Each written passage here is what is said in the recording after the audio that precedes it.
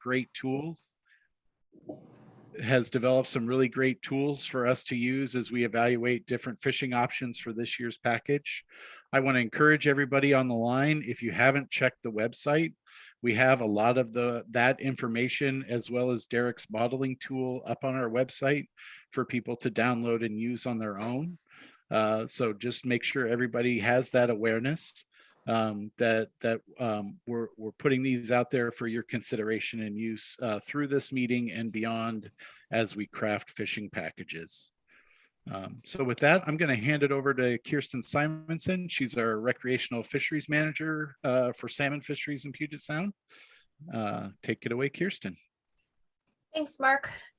So again, this is the Puget Sound recreational breakout discussion. So I think with the exception of Tony, everybody who is here is wanting to be here. If that's not true, just send a chat in the chat and we'll get you sorted out. So thank you again. As Mark mentioned, my name is Kirsten Simonson. For those who don't know me, I am the Puget Sound recreational salmon manager for WDFW. With us today is Dr. Derek Depp, who is part of the FRAM modeling team. And he's going to walk through some of that modeling tool that Mark just mentioned. Jeremiah Shrobnell, who is also part of the FRAM modeling team, who has done a lot of the sport inputs this year, is also hanging out with us today. And then Haley Rosenthal, who is our Puget Sound salmon biologist, part of our Puget Sound recreational management team. So just kind of a quick agenda for today. We're going to kind of go through a brief rundown of the forecast review. For those of you who joined in at the forecast meeting last week or the week, I think it was the 4th. A lot of this will be review, but just want to make sure that everybody has the information. So we'll go through that again. After that, we'll go through some of the Chinook and coho management objectives for this year and kind of the first initial modeling runs that have come out of PFMC last week. And then we'll kind of talk about some recreational considerations and things that we're thinking about as we go into this planning season. And then finally, we'll be able to open it up to comment from everybody else. So just a quick recap, if you were around the beginning of the main session, you saw this already, but for just kind of a general recap, Puget Sound Welcome to the audio conferencing center. Please enter a conference ID followed by pound. Okay. So for those who might have seen this earlier today, so Puget Sound Chinook, the natural stocks are down about 36%. Hatchery stocks are up about 6% from the most recent 10-year average. Puget Sound coho, the natural stocks are up about 29% and hatchery stocks are up about 61% from the 10-year average. And I'm going to kind of dive into that a little bit deeper in just the next few slides. And Puget Sound chum, the natural stocks are down about 40% and the hatchery stocks are down about 49% from the 10-year average. And we kind of all know the story with chum in recent history. So that should not be surprising to most of you. So just to get into this a little bit more, this is the most recent 10-year forecasts. So just to orient you to the slide a little bit, the darker shading is hatchery stocks and the lighter shading is wild stocks. You could see the most recent 2-year forecasts in orange on the right-hand side of the screen. And again, you can see that hatchery stocks have been up about 6% and wild stocks are still down 36% compared to the recent 10-year average. However, as compared to last year, slight uptick, hatchery stocks are up about 7% and wild stocks are up about 14% from last year. So if we look at the same kind of picture for coho, again, I mentioned that hatchery stocks are up about 61% and wild stocks are up about 29% over that recent 10-year average. However, I do want to point out that this recent 10-year average includes the poor coho year of 2015, and the 2 years subsequent to that were poor ocean condition years. That was kind of the height of the blob in the North Pacific. And so what we're really seeing right now is, I know it seems like 61% is a huge increase, but what we're really seeing is kind of more of a bounce back from those poor years in 2015 and then the subsequent 2016 and 17 poor ocean years. So we're kind of seeing just kind of a return to normal from those poor conditions. And so that's kind of the rebound that we're seeing. So it's nice to see these increases of such a high number, but just a little bit of caution there that we're just really seeing a bounce back from that poor couple of years in 2015 through 17. However, if we look at more recent history, we still see that hatchery stocks are up about 8% and wild stocks are up about 9% as compared to 2021. So if we look into some of the more specific comparisons, so this is a kind of a basin by basin look at summer fall natural production for Chinook. And you can kind of see, so the shading here is if it's black, it's neutral. Anything in green is 25% or more above the the most recent comparison. And anything in shaded in red is going to be 25% or more below the recent comparison. So if we look here, we could see that for the most part for summer fall naturals, mostly neutral, so a couple of stocks that have rebounded some, but overall that 14% increase from last year. If we look at spring stock natural, again, similar picture, mostly kind of neutral to good, about a 28% increase from last year. If we look at hatchery stocks, again, we're seeing kind of mostly neutral to a couple of stocks that have increased in hatchery production, and again, about a 7% increase from last year. And if we look at spring stock hatcheries, it's pretty much dead even with last year. Moving into coho, again, green being 25% or more increase and red being 25% or more decrease from last year. We could see a couple of spots of red, and these are some of the stocks that we're going to keep an eye on in terms of natural coho. And these include South Sound stocks and Hood Canal. And you can see that those are the ones that are shaded in red here. And if we look at coho hatchery comparison, again, you can see a couple of red, and these include Stillaguamish and Snohomish. So again, these are going to be stocks that we're going to be keeping an eye on. And with that, I'm going to turn it over to Derek Dapp, who's going to go through the Chinook management objectives, and he'll walk you through the next couple of slides. Thank you, Kirsten. And just to kind of go through these a little bit, I know we did in the main presentation, but right here on screen are our Chinook's stock management objectives for this coming year, maybe to highlight some of the differences relative to last year. First of all, starting with the two Skagit stocks. Last year, folks remember we were in the low abundance category, below the lower abundance category for those two stocks. This year, we are seeing forecasts come in at above. So perhaps one change from last year is seeing kind of an updated management goal to reflect being above the LAT. The one thing I would say is as we're getting into our modeling exercises, we should pay attention to Skagit Summer Falls. That's a stock that is above the LAT, but only just, and so we'll have to be thinking about that stock as we craft our fisheries. Speaking once again to three stocks that are currently exceeding management objectives in the high ocean option and the initial modeling exercises, Nooksack Springs, Nisqually, and Skokomish. We see for those three stocks, Nooksack Springs, we've got a 10.9% SUS exploitation rate objective. Nisqually, we have a 49% total objective, and Skokomish, we have a 50% total objective. Two stocks that we're going to definitely cover a little bit more once we get into the actual modeling exercises and run through some different scenarios. For Puget Sound sport fisheries will be Stillaguamish and Snohomish, and we see our management objectives for this year for Stillaguamish are 9% unmarked SUS, as well as a 14% marked SUS. For Snohomish, we spoke to it a little bit earlier. That stock is currently below the lower bound threshold as far as forecasts go. And that necessitates kind of a discussion between the co-managers as to the allowable impacts we might have on that stock. It will be somewhere less than 8.3% SUS exploitation rate. Kirsten, if you can move us to the next slide. So looking at, once again, kind of some of the initial modeling for these stocks. Just to highlight again what this modeling represents, this is 2021 fisheries for Puget Sound with 2022 abundances updated in the modeling with a few exceptions. Once again, Oregon coastal and some of the Canadian stocks will receive abundance forecasts at a later date. This does include the 2022 high ocean option is what we're looking at on the right side, as well as updated Canadian fisheries with the exception of WCVI and NBC as we discussed in the main session. So coming out of that initial modeling exercise, we can see there's three stocks that are currently exceeding their objectives, Nooksack Springs, Nisqually, and Skokomish. However, we expect that last year, many of our fisheries were constrained by Stillaguamish. We expect that to continue to be one of our constrainers this year, as well as Snohomish is in that discussion category below the lower bound threshold. So that's another stock that we'll be exploring when we get to our modeling scenarios.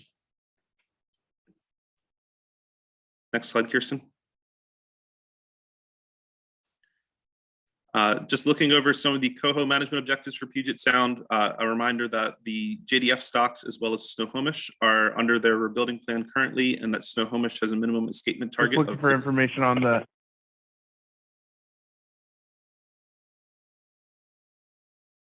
Snohomish has a minimum escapement target of 55,000 fish. Hood Canal are currently in overfish status, and that is one that we're going to be paying attention to this year. Next slide, Kirsten. Coming out of the initial coho modeling results, same type of deal with Chinook, 2022 abundances, 2021 fisheries for Puget Sound, ocean options updated. Our range of ocean options, high, mid, low, looking at the far right columns. Once again, kind of this, one of the main stocks we're going to be paying attention to for coho is Snohomish, where we have that 55,000 escapement objective, and currently in all ocean options, we're hovering around that 43,000 range, so a little bit less than the escapement goal there. Three other stocks that I would highlight are Hood Canal, the JDF stocks, as well as Thompson.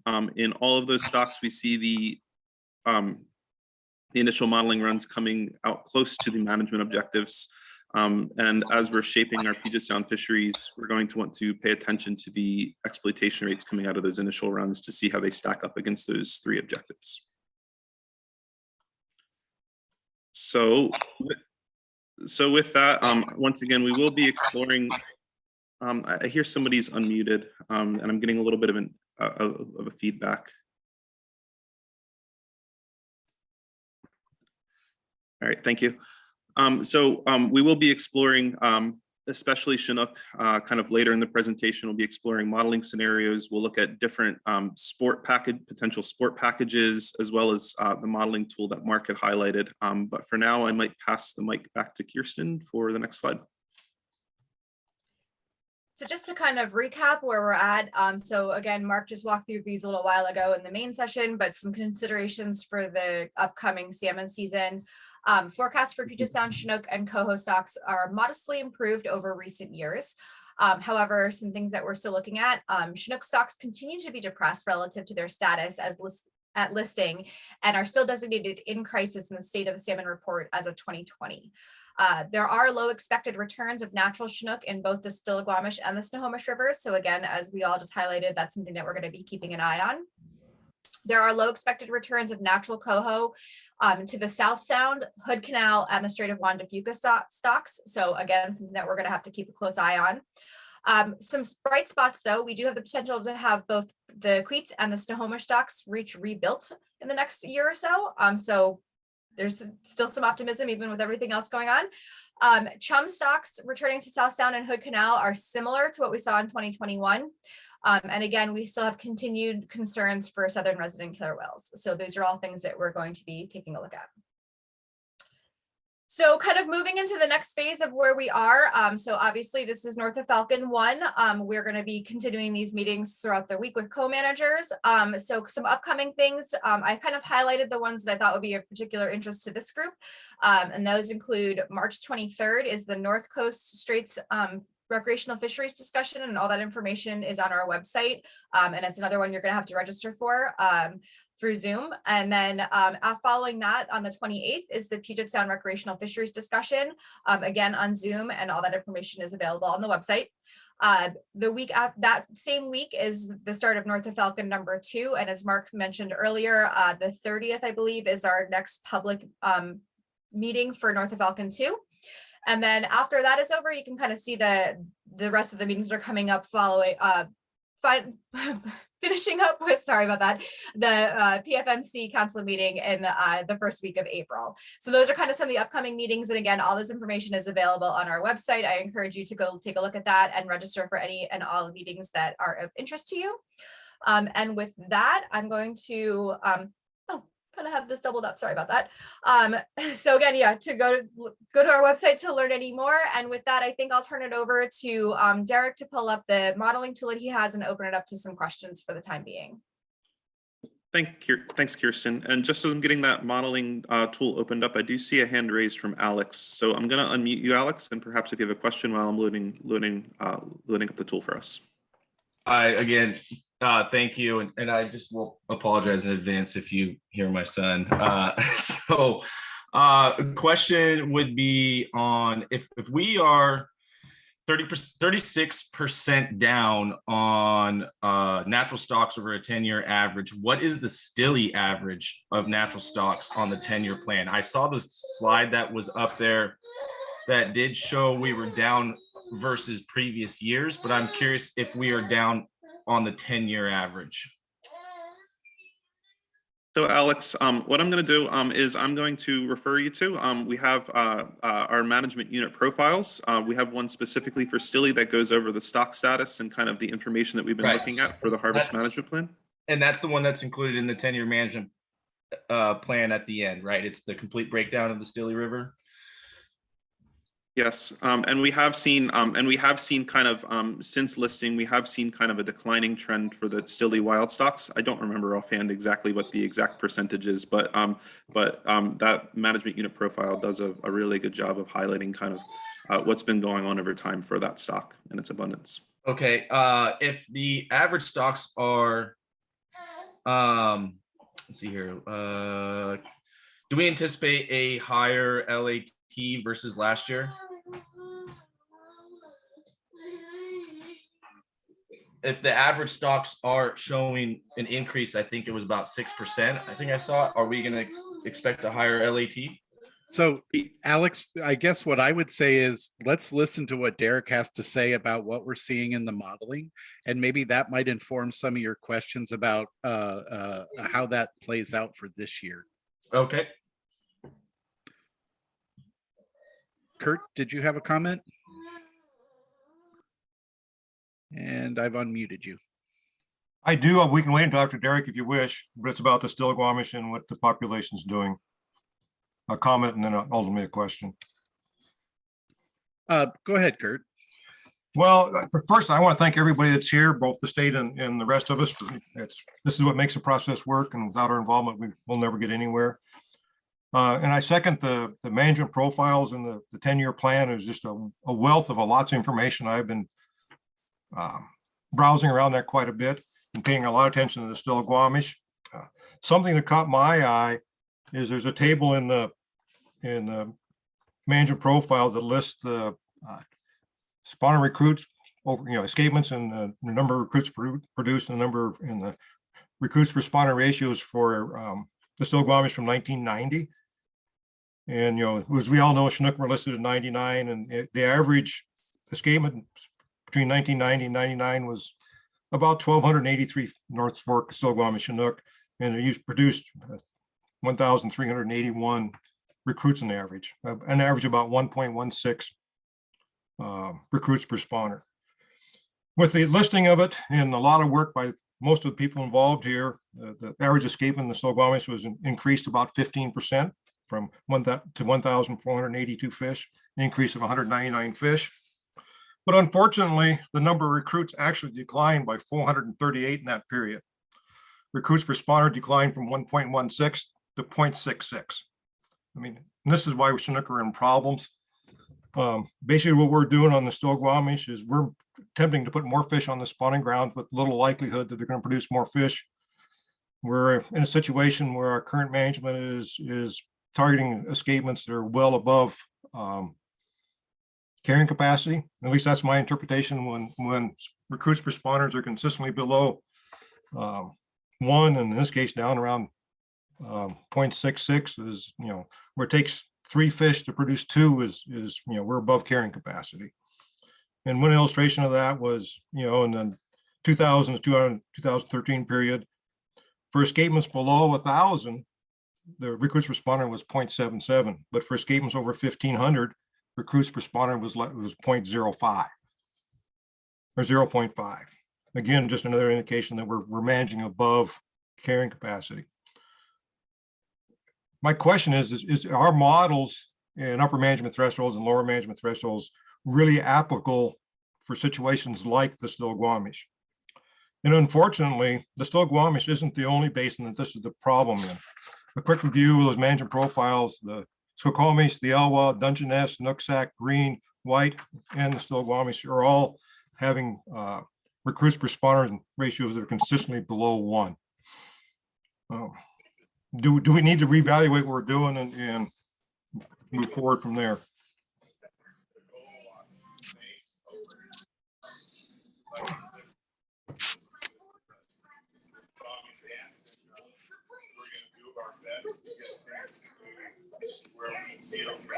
Mark, I believe you're muted if I see you talking. Thanks, Derek. And thanks for that question, Kurt. Pretty deep question. I see that's elicited a hand raise from James Dixon. So maybe I'll let James speak, and then I think we'd like to move into some of the modeling that we've been looking at and try to get to the discussion about potential fishing opportunities for this year. So go ahead, James. Can you hear me? We can. Welcome. Okay, thanks. Yeah, thanks, Kurt. Really appreciate your bringing the issue up and that you've dove deep into the plan and the MUPs in particular. Yeah, you're absolutely right. There's several watersheds in the Puget Sound where the Chinook productivity is below replacement. Many of those watersheds, there's hatchery supplementation programs in place to try to bolster the overall abundance. And I think, one thing that comes into consideration when you're getting into situations where the actual natural fish abundance is very low, and even with supplementation and the number of fish that return on average, you see this reduction in per spawner productivity below 1. Additional to the normal sort of population dynamic management, which is returning fish at a level that the habitat can sustain replacement or higher. Under the ESA, we have to consider the demographic risk to the populations, and so most of the time, and historically and even currently, we've turned to artificial production supplementation to try to maintain those abundances that at least maintain, say, spawners at MSY escapement. But we also have to look at the components of the escapement, so the actual natural origin recruits versus the hatchery origin recruits. And when those numbers get down, below the 500 thresh sort of area, we start to have concern about just the conservation of the stock in and of itself. So I guess a long way around answering that. At these very low abundances, other considerations beyond just managing escapement for maximum productivity come into play. I guess I'll just stop there. Thanks. Thank you for that, James. And I see we've got a few more hands raised, but I do think now's maybe a good time to transition and go over some of the modeling exercises. We want to make sure that we have plenty of time for that to have a fruitful discussion there. And I agree, Derek, but I would like to just point out to both Kurt's and James's points, as we start talking about the modeling and what we're trying to do here is we're paying attention to these stocks and what the implications of our fisheries are. And a lot of what James and Kurt are talking about are things that we're thinking about as we're trying to decide where and when to put fisheries in place. So I think all of this discussion is great, and it puts all these things into context as we move into our next discussion about what different fishing options mean. So let's go ahead, Derek, and recognize Charles. He has his hand up, and we'll allow Charles to ask his question. But there'll be plenty of questions, a time for questions through this whole presentation, and we're going to get to everybody who wants to ask a question. I just want to be sensitive to everybody's time and try to get through some of these things that we're trying to cover for a broader audience today. So go ahead, Charles. Hi, and thank you very much for the opportunity. And I've got a few questions and a comment. What I'm trying to do is make some decisions on how and where I fish. And that has to do with the impacts that I put on the resource. The questions are kind of simple. One is, first, of the Stillaguamish Chinook that make it out of the egg, how many of them survive to, say, 8 inches in Puget Sound? Next is, what is the hook and release mortality on 8-inch Chinook in Puget Sound? Next is, what is the hook and release mortality on just sublegals, say 18 to 21-inch Chinook in Puget Sound? And that, I guess the last of it is, what is the hook and release mortality of an adult Chinook that's made it to upstream in the stilly? You know, the scales hardened, he's already made the transition. So there's, what I can do is either not fish, fish differently, fish different times of the year, a number of things, number of choices that I can make, which could also be mandated by the state. And I guess the last one is just a general comment, which has to do with the that fishery, is what results have been gotten on large profile lure tests in Puget Sound, which is one method of lowering my impacts. And is it indeed something that can be measured? Thank you. I'd like to speak to maybe some of Charles's first questions there, Mark, if that's all right. Go ahead, Derek. As far as Chinook release mortality goes, that's been kind of a long studied subject kind of over the past few decades. And there are a number of reports that were produced coming from those studies. So there is one that was put out by the Salmon Technical Team, which is part of the Pacific Fishery Management Council. I believe it was in 1992. There was one that was produced by the Chinook Technical Committee in 1997. Which is part of the Pacific Salmon Commission. However, as you might note, both of those studies are quite old. We are actually in the process right now of, through the CTC, Pacific Salmon Commission, reevaluating some of those rates and taking a look at the literature and studies that have come out since that 1997 report.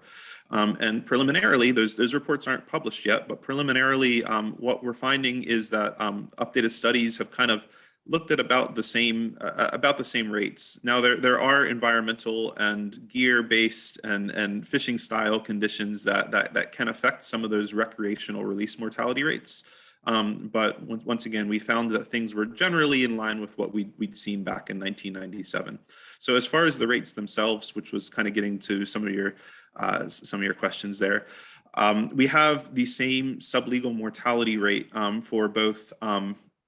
For both 8-inch Chinook as well as those that are that are kind of considered sublegals underneath the size limit in each fishery, and that mortality rate is 20%.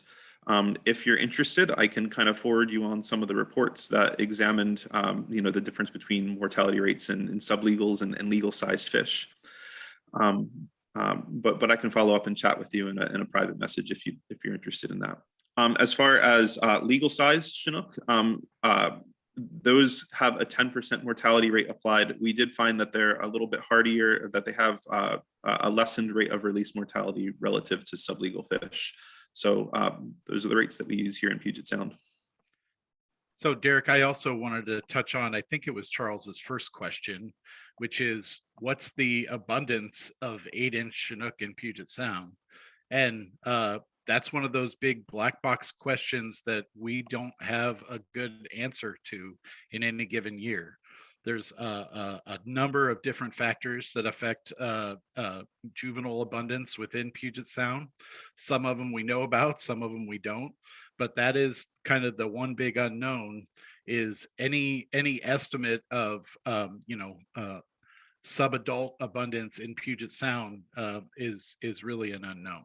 So We do our best. There are methods that we use within the modeling and other ways to try to estimate that abundance.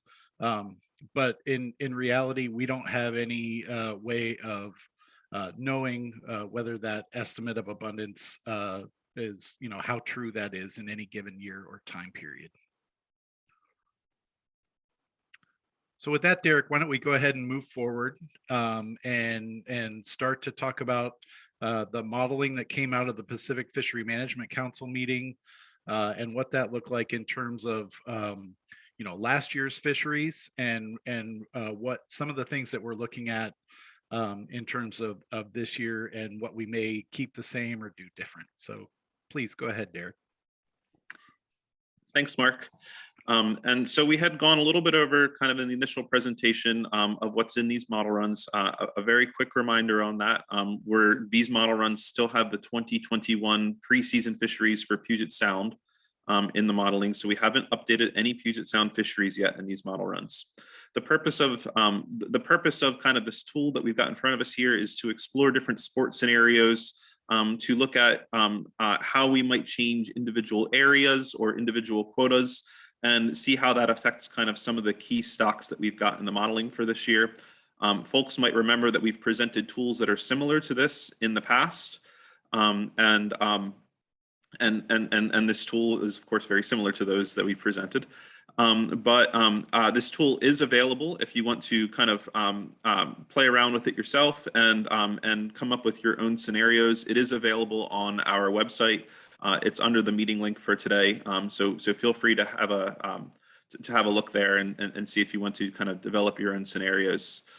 As far as kind of one caveat that I would put with this tool is that it's not there will be some flux. There will be some wiggle with the scenarios modeled versus kind of the first model run that comes out, even under the exact same scenario.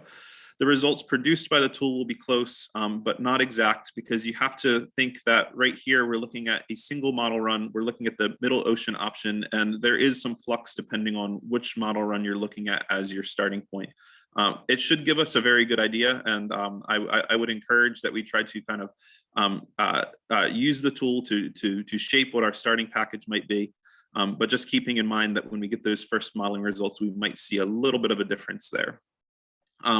So as far as just to describe the tool a little bit and what we're looking at, I would first call our attention to some of these top rows where we've got some of our key stocks that we're looking at for this year, so some of the key metrics.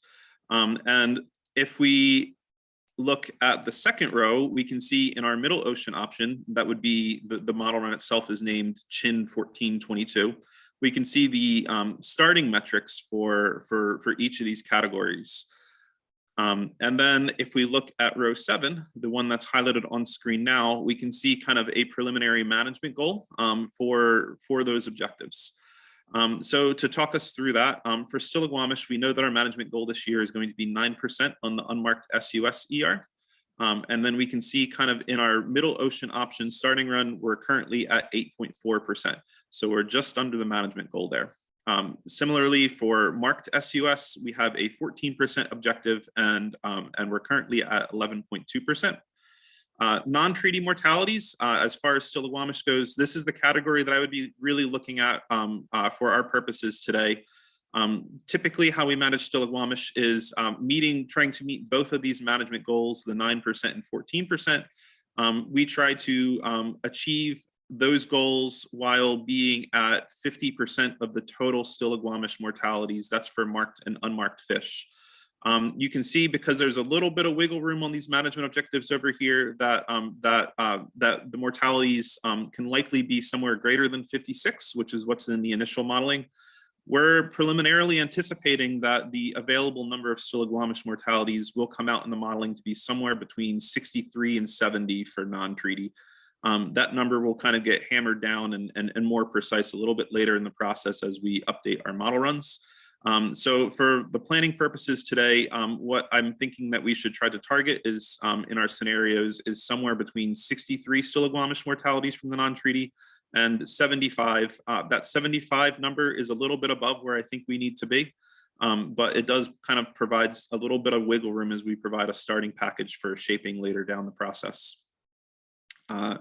For Snohomish, that's kind of the other key stock that we should be paying attention to as we're going through our modeling scenarios.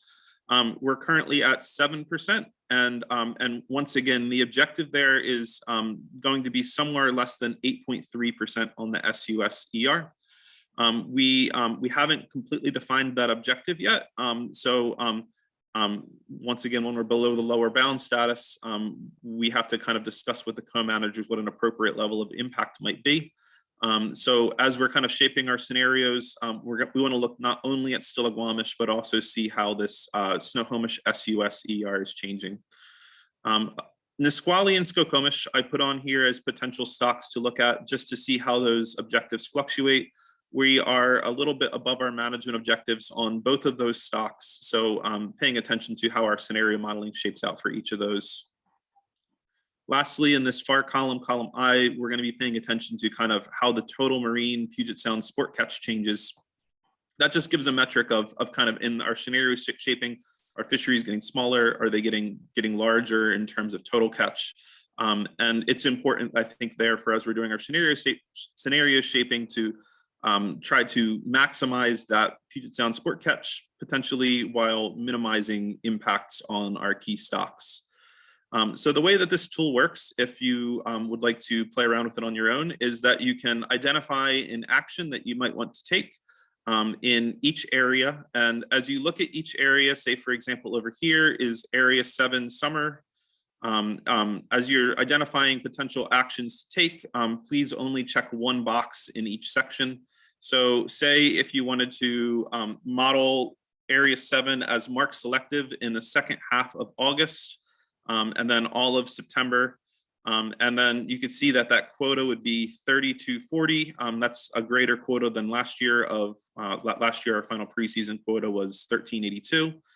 So as we increase that quota, we can see kind of what, and change the season, we can see kind of what the impact would be to stocks. You can see kind of when we put an X in that box to signify taking that action, we can see how that changes our objectives for Stillaguamish as well as for Snohomish. We see Snohomish increasing by about 0.1% on the SUS-ER. We see Stillaguamish going up by about 12 mortalities there. So that's kind of just how we might use the tool. I think there'll be more of an opportunity to explore this tool a little bit later, but maybe for now, what I might do is I might put up some of the initial scenarios that we've been looking at as far as kind of sport fishery packages and seeing how kind of these columns would shake out under such scenarios. And then maybe kind of depending on the timing and how much discussion gets generated, we might be able to then further kind of explore this tool a little bit later, see if we can work together to put some X's in the boxes here and come up with some different scenarios that we might consider. So I'm going to stop sharing this screen and then go to sharing the scenario screen real fast.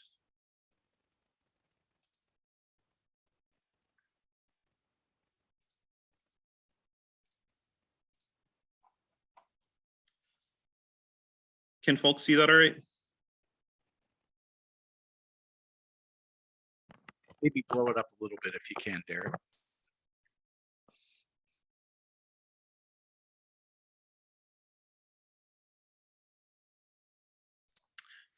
And I might start us off maybe with some areas that I don't expect to generate as much discussion today. Primarily the stocks that we're paying attention to for Chinook, Snohomish, and Stillaguamish. Those are impacted primarily in marine areas 5 through 10. And so much of our scenario modeling will kind of discuss looking at those areas. As far as marine areas 11 through 13 go, what we are initially thinking as a proposal is pretty similar to last year. One exception is in area 11, we might propose starting on June 1st. Once again, that's just because that area 11 fishery in the summertime has few impacts on Stillaguamish and Snohomish. And starting June 1st in area 11 is kind of consistent with fishing seasons prior to 2019. maybe before we move into areas 5 through 10, I do see that Pat Patillo has raised a hand.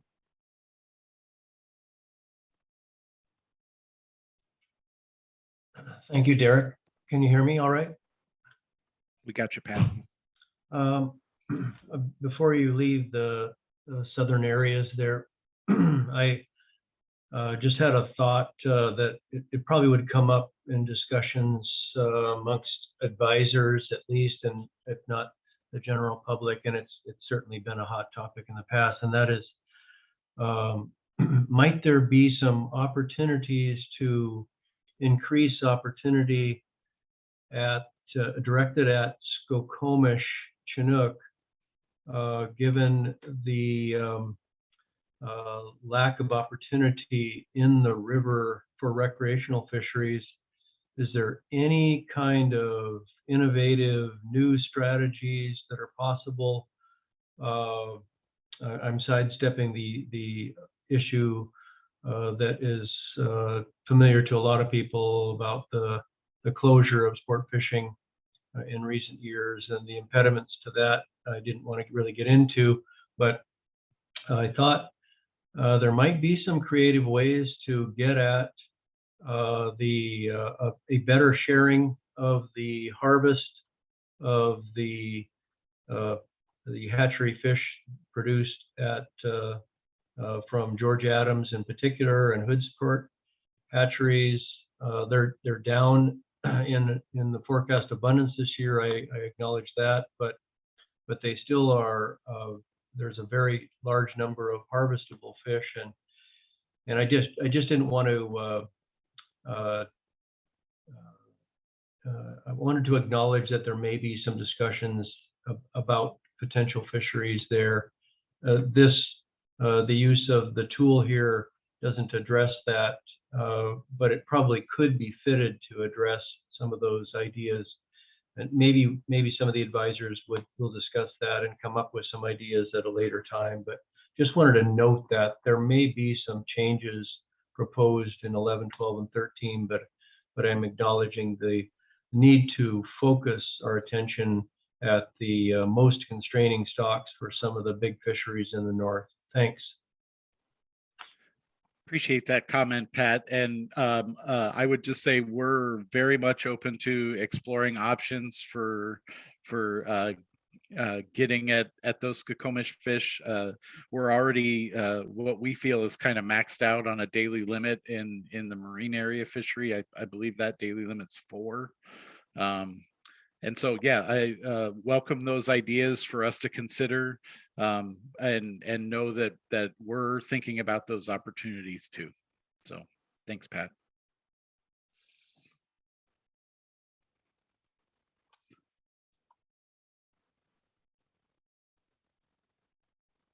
So moving on to kind of the other marine areas 5 through 10.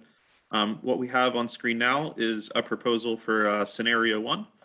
I would start with scenario 1 in kind of characterizing it as a similar seasonal footprint to last year in terms of kind of when we might plan fisheries. There were some kind of minor changes here to area 7 and potentially area 10 in the winter that we can discuss shortly. But one thing that you might notice that's different over here is if you look at the far right columns, we have kind of summer quotas and winter quotas for what we had last year in the 2021 rows versus what could be proposed this year in the 2022 rows. And you might notice that many of those quotas are bolstered relative to last year. Now, during the summer season last year, we had a number of early closures in these areas. 5, 6, 7, 9, and 10 all closed early last summer. So bolstering these quotas could be an important measure that we take to ensuring that the seasons stay open for longer and hopefully make it through the full season itself. And you might notice, though, that one area where we didn't bolster the quota was area 5 in the winter. From the initial modeling, it looks like to run a full season there, it would be about 1,700 fish. However, that extra 200 fish adding into the modeling does increase Stillaguamish non-treaty mortalities by by 1. And my goal here, once again, was just to take a look at a scenario that was around the 75 non-treaty mortalities for Stillaguamish maximum. You might also notice kind of another change we made to stay around that 75 Stillaguamish non-treaty mortalities mark was Area 10. From kind of some feedback we've heard, that March section of Area 10 is extremely valuable to folks. So we wanted to make sure that we retained that, but it did also have kind of a minor decrease on Stillaguamish non-treaty mortalities. So you can see kind of in this scenario that we've modeled here, you can see kind of how the total Puget Sound marine sport catch changes. And once again, this is due to the bolstering of those quotas. This is kind of a scenario that might maximize Puget Sound sport catch, might maximize kind of the likelihood of marine areas being open during the summer period. But there is, before we move on to the next scenario, there is kind of one thing that I wanted to talk about with Area 7. So with Area 7, as we looked at kind of what quota might be necessary to run the season from last year, that quota changed from 1382 to 5,704. Area 7 is one of the areas that has kind of per fish caught the greatest impact on Stillaguamish. And we saw, as we had modeled kind of that 5,700 number, that would be needed for a quota to run the same season, we saw that that resulted in 33 Stillaguamish mortalities and increased the Snohomish ER by about 0.5%. Of course, adding 33 Stillaguamish mortalities is very costly onto our current modeling package. And so we kind of looked at potential other scenarios that might work for Area 7, maybe to kind of bolster what we had last year as a quota, but also try to minimize impacts on Stillaguamish. And so one potential option we could consider there is shifting that fishery to starting in mid-August and then running through September. And one advantage there is that we wouldn't have to model non-retention impacts on Chinook because it would be overlapping directly with the coho fishery. So there would be a little bit of a benefit, a little bit of a savings there. Now, I would say that based off historic catches and modeling, the best period for catch in Marine Area 7, at least for Chinook, is during that July period. That's one reason why we're seeing a potential quota decrease there relative to running what's essentially the same Chinook directed season length, just by shifting it later. So that's kind of what we were considering with Area 7. And before we move into scenario 2, maybe perhaps I'll see if there are any comments on scenario 1.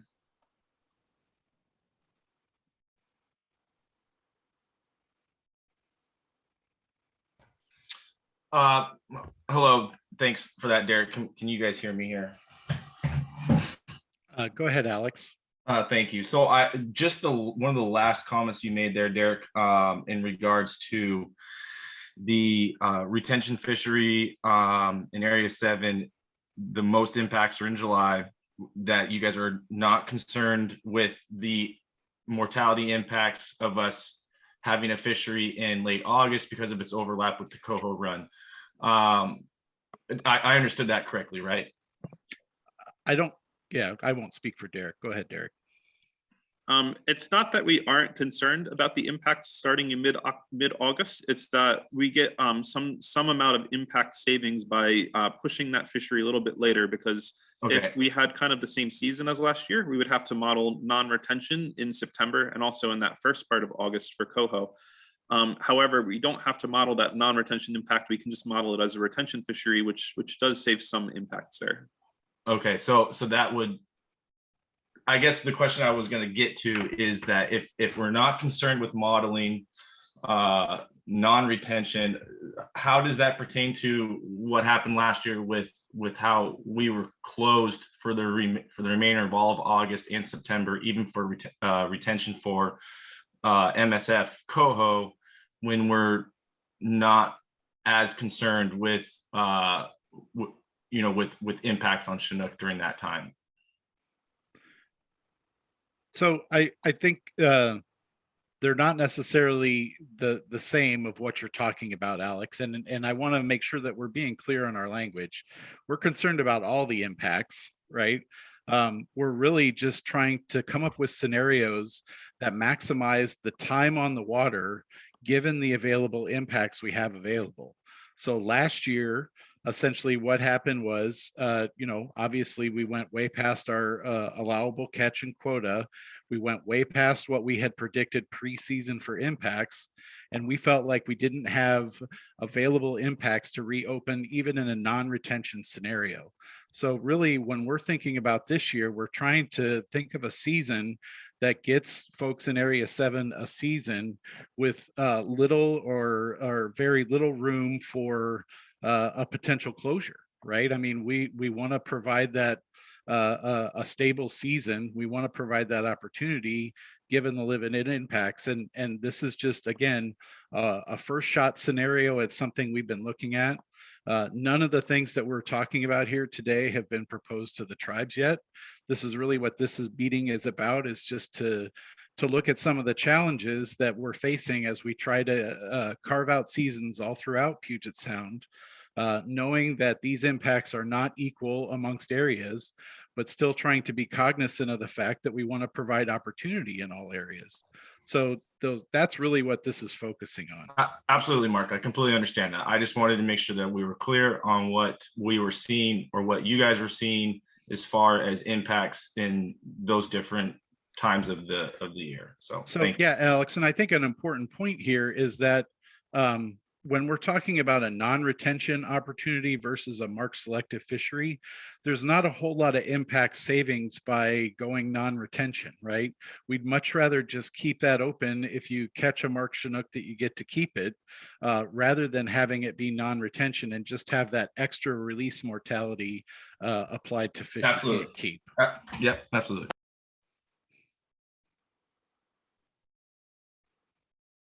So not seeing any more hands, maybe this is a good time to move into scenario 2 to have something to compare scenario 1 against.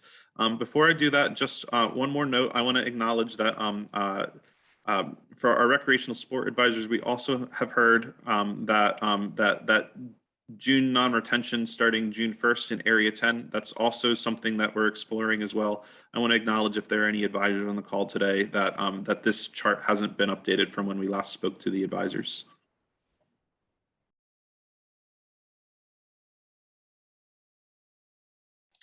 So for scenario 2, this is kind of a very different scenario here. And scenario 2 is an attempt to look at kind of what it might cost to have a mark selective fishery in March, getting back some of that blackmouth opportunity that we might have seen in the past in some of our areas. And so to explore that, that's what scenario 2 is up on screen. But to explore that, I would say that just by adding in March, we would potentially need to make changes to other areas, particularly during the summertime, in order to have the impacts available to have those March fisheries. So the scenario that we have in front of us, I'll walk through it in a second, but represents kind of a shifting of some of our summer fisheries to try to have kind of a blackmouth fishery occurring during that March period. Much like the other scenario, we can see kind of how the quotas would potentially change under scenario 2 over here in the far right columns. And of course, we can look at how the seasons themselves would change over in the left columns. So to talk us through this, first of all, one change that we were noticing would not be as feasible if we were to go to scenario 2. Would be in the summer fisheries, we would not have the impacts available to add those additional performance adjustments, that additional bolstering from last year's quotas. So once again, reminding folks that we did close early in these areas during the summer period. And so we'd be looking at many of our areas kind of a similar quota, or in some cases less than last year. So as we explore that, kind of for area 5 and 6, one thing that we explored was perhaps shifting that season to starting later, in being mark selective for Chinook in August through September.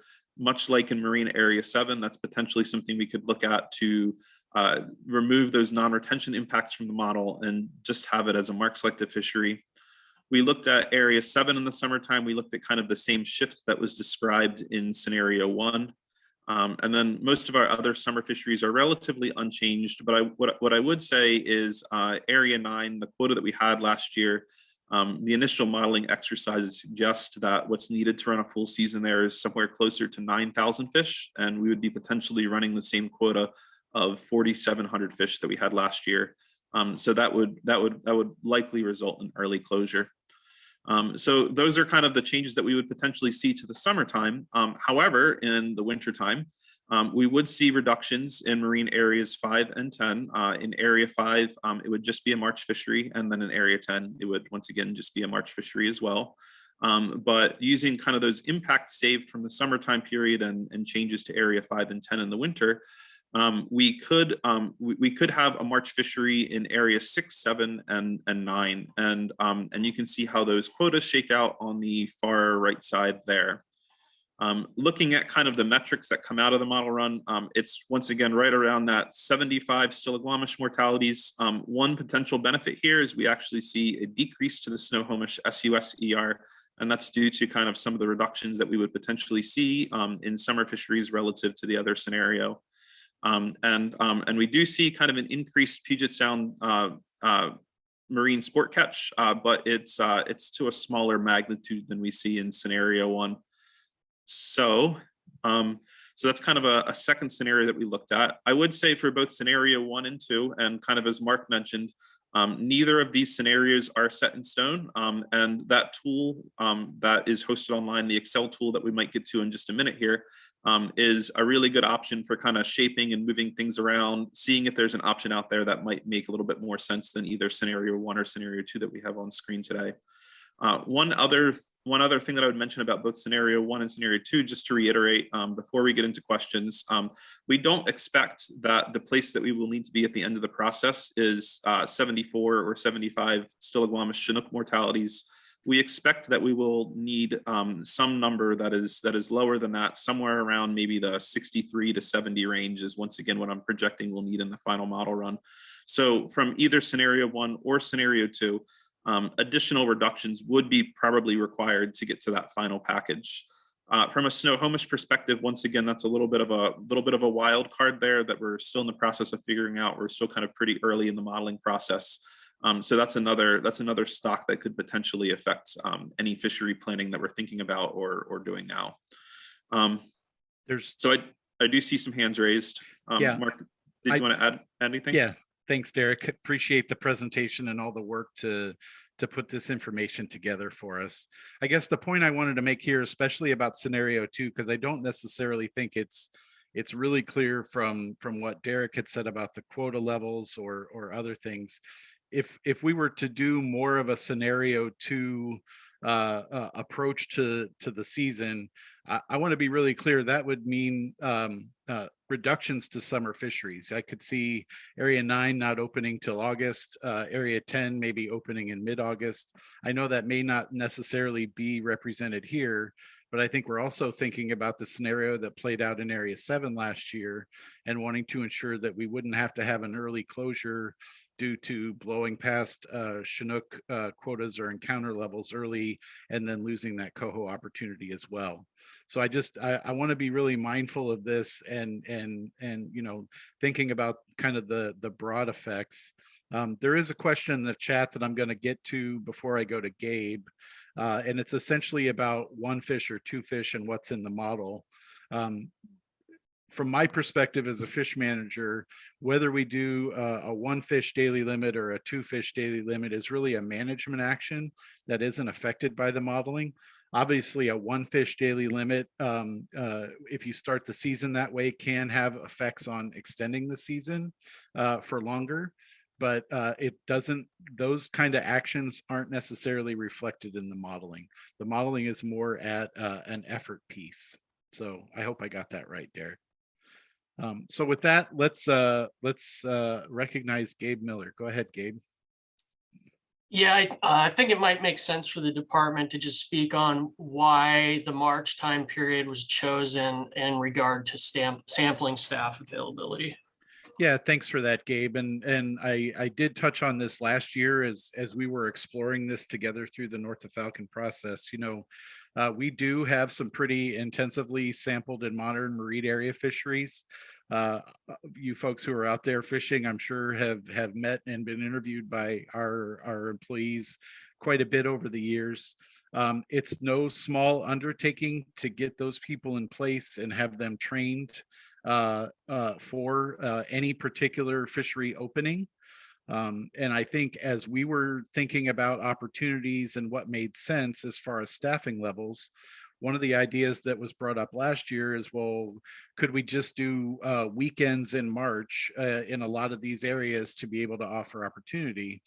Well, at that point, we just thinking about what it takes to pull all those people in place, it didn't make sense. But as we were thinking about it this year, we do have halibut opportunities that are starting in April. So if we're thinking about, maybe just adding time onto those positions that are already in place, this made a lot of sense about just bringing those folks on early and having those pieces in place for us to be able to offer that opportunity. So thanks for that, that prodding, Gabe. Appreciate it. Norm Reinhardt has his hand up. Go ahead, Norm. Yeah, Mark, could you explain again about the impacts on summer fisheries in scenario 2 if we have March open? The way I thought I heard you talking, I'm looking at the chart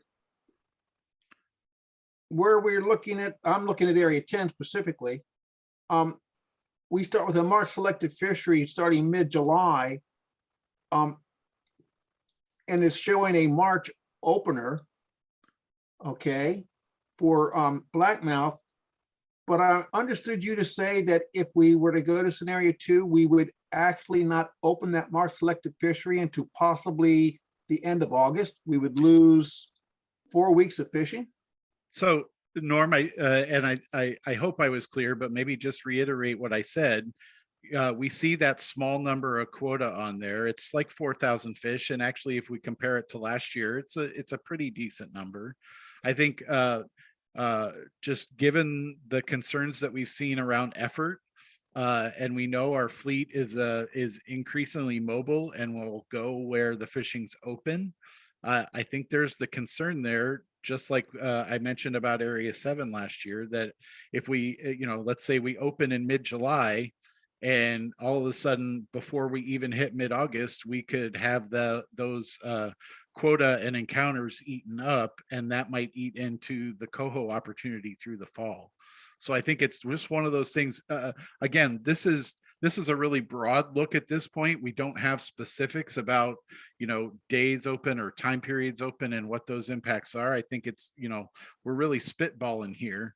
But as I'm looking at those quota levels and thinking about how that equates to time on the water, I have those concerns. If I could, Mark, just to maybe add a little bit more on there. Once again, reiterating that these modeling scenarios, these are pretty fluid at this point. There are the options to look at kind of some of the changes that Mark's describing for both marine areas 9 and 10 in that modeling tool that we can get to in a little bit. So we can take a look at what that might do in terms of impacts as we shift some of those seasons. I'm not sure I'm clear, but we'll just keep going. Thank you. Kurt Kramer's next. Go ahead, Kurt.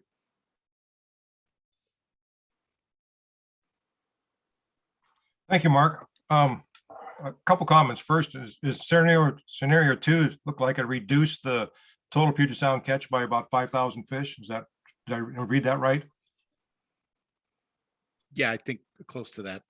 Derek, something in that ballpark. So I mean, it's North of Falcon very quickly becomes a game of trade-offs, and we just need to be up front of where all these trade-offs are.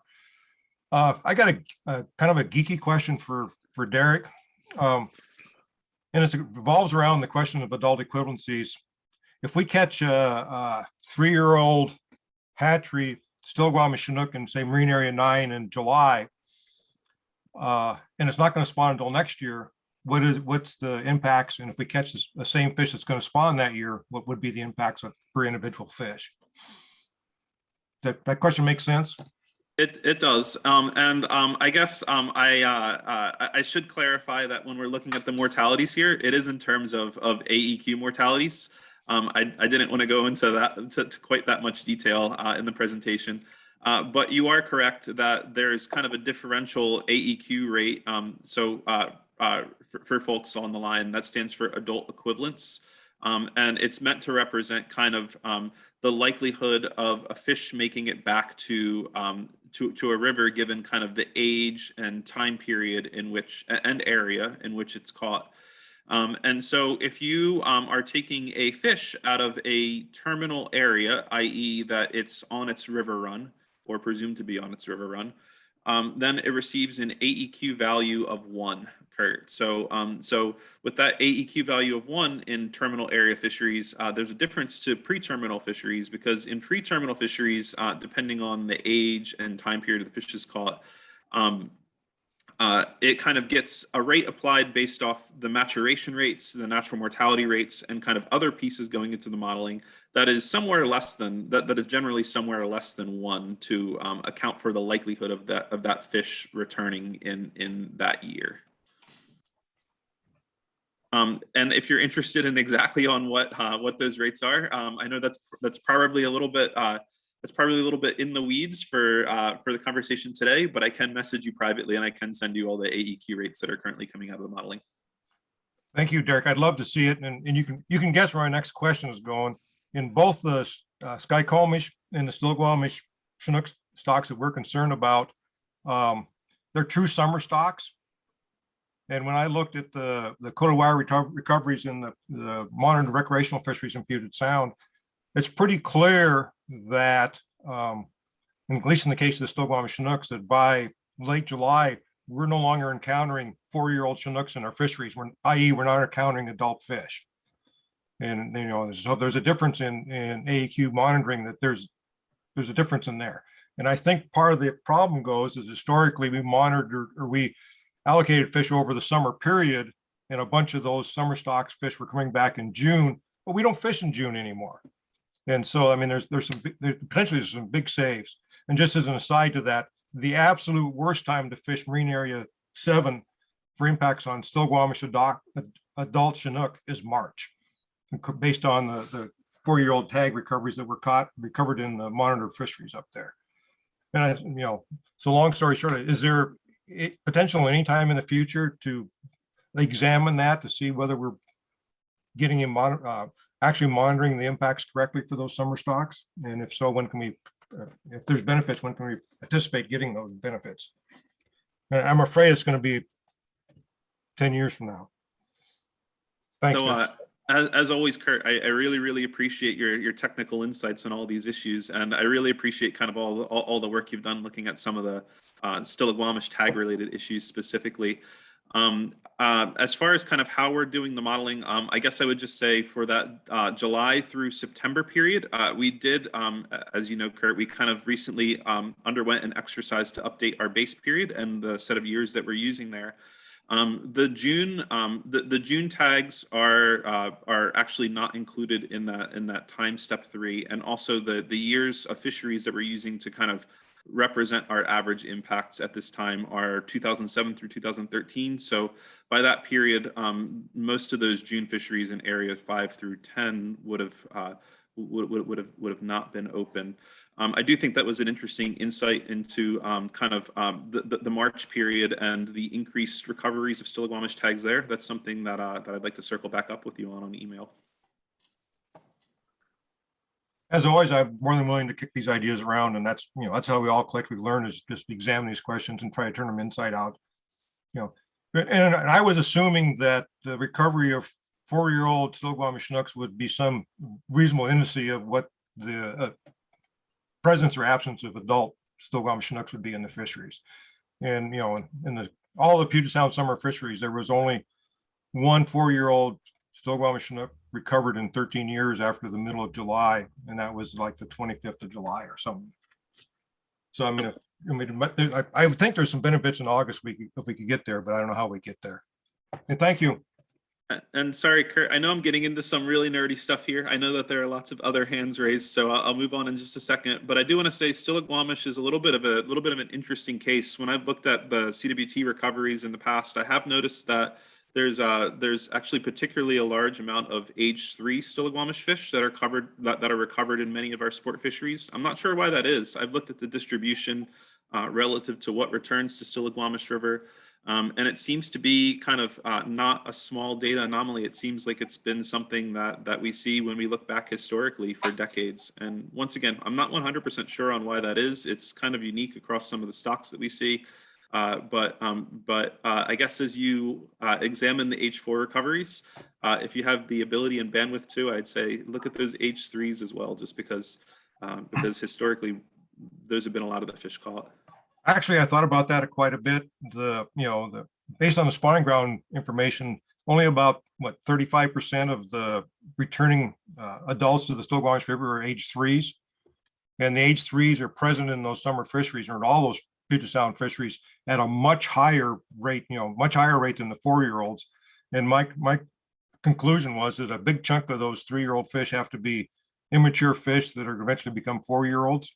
We're fishing on a big population. For some reason, the Stillaguamish seems to generate a lot of fish that reside in the Puget Sound, and we're encountering those in all of our fisheries, and that accounts for a lot of the high interception rates we're seeing. That's a working hypothesis at this point.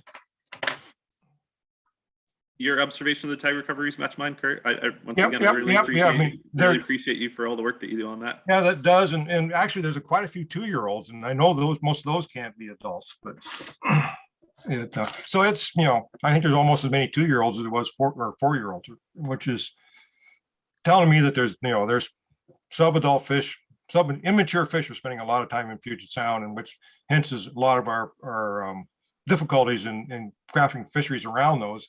And the question is there a way we can get more in depth and look at those models and account for some of that? And I guess I'd love to have a, post Norther Falcon or some such time, sit down and try to get into those weeds much deeper. Thanks, Kurt. I see Carl's hand raised. Yeah, can you hear me? We got you, Carl. Quick question. With the high mortality rate of juvenile fish at 20%, and oftentimes marine areas getting shut down early due to the amount of encounters, do you guys ever consider gear restrictions for using larger type of gear? I know personally, I fish a lot of 6-inch plugs and catch mainly just mature fish without putting pressure on the small juvenile fish. And could that be up in the right direction to lower those encounters and keep more of those juvenile fish growing and getting bigger? Thanks, Carl. And I saw Dr. Simonson put her camera on. It is something that we're looking at. We currently, Kirsten has initiated a gear study using our test fishing boats within Puget Sound. So maybe I'll let her touch on that a little bit, but I would just mention that it is something that we're considering. We've actually, we had a discussion yesterday with our Puget Sound Rec Advisory Group where we floated the idea of doing, a specific area winter opportunity under a gear restriction just to see how it goes and evaluate that. So I would say, yes, it's something that we're considering, but maybe just let Kirsten jump in and talk about what she's seen or a little bit about her study. Yeah, so thanks for that. Thanks, Mark. We have been conducting this gear study for about a year now. We started collecting the data about February last year with the test fishers that were going out. So we have about a year of data under our belt. The kind of the complication is that there's a spatial component in terms of the different marine areas, and there's also a seasonal component for summer versus winter. And so I'm still trying to pick through a lot of that. I have started to see some patterns that have emerged. And it's interesting because it's not as consistent as I was hoping it would be. We were kind of hoping that there would be like a good solid answer where like, yeah, if you just use this, it's going to be fine. But obviously that's not the case. There are some trends that we're seeing, particularly in winter fisheries, which makes sense because there are a lot more smaller size fish that are in that fishery with certain types of gear. We're not quite prepared yet to say that if you just use this, everything is going to be great. But we have been kind of making some recommendations about, like you said, using bigger gear. That seems to keep off of some of the smaller fish, but we're still kind of picking through all that data. I'm hoping that after we have another summer of data collection, now that we're a year in, after the summer, we'll have basically like 2 full years of data that are collected. We'll have a little bit more information about that. We are going to continue the test fishing kind of through this next close period, and we're kind of already starting to brainstorm some ways that we can kind of mix up the gear study and kind of get at more of those answers, potentially having one boat that kind of mixes up gear like the fleet would do, kind of switching things out throughout the day and throughout the week, and having another boat that says, say just runs like just a 6-inch plug, and kind of doing comparisons that way just to see kind of what that does. So yes, we are working on it. Yes, we are collecting these data points now. There's still a lot of things that are in there that we have to kind of dig through to kind of make some conclusions. Like I said, I am starting to see some patterns that emerge, but not quite ready to say conclusively, what this all means in terms of managing fisheries going forward. So I hope that, answers a little bit of your question. So I'll say it's kind of a work in progress, and we're still kind of digging through it all. Spencer's next with his hand up. Go ahead, Spencer. Yeah, hey, thanks for having me. I just wanted to say a quick note that, I'm in Area 7 up here, and I get that it has high restrictions because of the Stillaguamish, but we're tired of getting kicked in the shins during this season setting process. We saw 7 days of fishing last year, and I understand why, but there was a huge conversation last year during the same meeting, Mark, where you said you would gladly give up some summer Chinook quota, which we did, for the benefit of fishing for cohos, which is your favorite fish to catch. And we didn't even get to do that last year. So frustration is very real for the anglers who are up here. And we're seeing the most restrictive again this year. Out of all these scenarios that we're proposing, I'm wondering if there's an option to look at some winter fishery. I'm nervous about losing winter fishery. For all of us that are up here, it's been a huge part of our culture. But obviously a whole month is hard, especially March. But what about some weekend, January, February, weekends or something like that? Is there any kind of thought that we've looked into for that? And I think my last comment is that I've been coming to these meetings for 5 years, and 4 years ago was the first time I heard somebody say something about gear change or gear suggestions. And it's a little frustrating that it's been only the last year that's been something that's looked into. I'm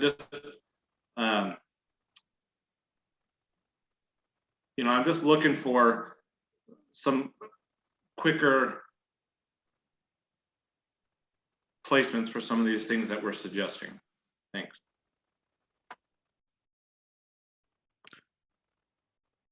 Thanks, Spencer. And I want to acknowledge your frustration. You're not alone. We've heard from quite a few Area 7 anglers about last year. I don't think anyone was happy or satisfied or thinks that what happened last year was acceptable. I think what you see here is a first attempt at thinking about what a season could be. And I think your suggestion about exploring a weekends only kind of deal, or maybe it's a couple of weekend days and a single weekday day. I think we could explore some of those for some limited opportunity. So yeah, thank you for those suggestions, and we'll we're going to put that in our bag as we think about where we're going to head with these seasons. So thank you. Charles has his hand up next. Go ahead, Charles.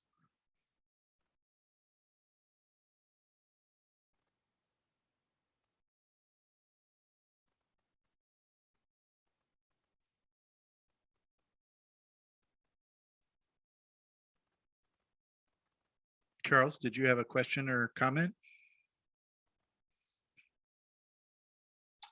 What I got was that all sublegal Chinooks are factored as one thing at 20%. And that means that the mortality on an 8-inch Chinook is the same as the mortality on a 21-inch Chinook.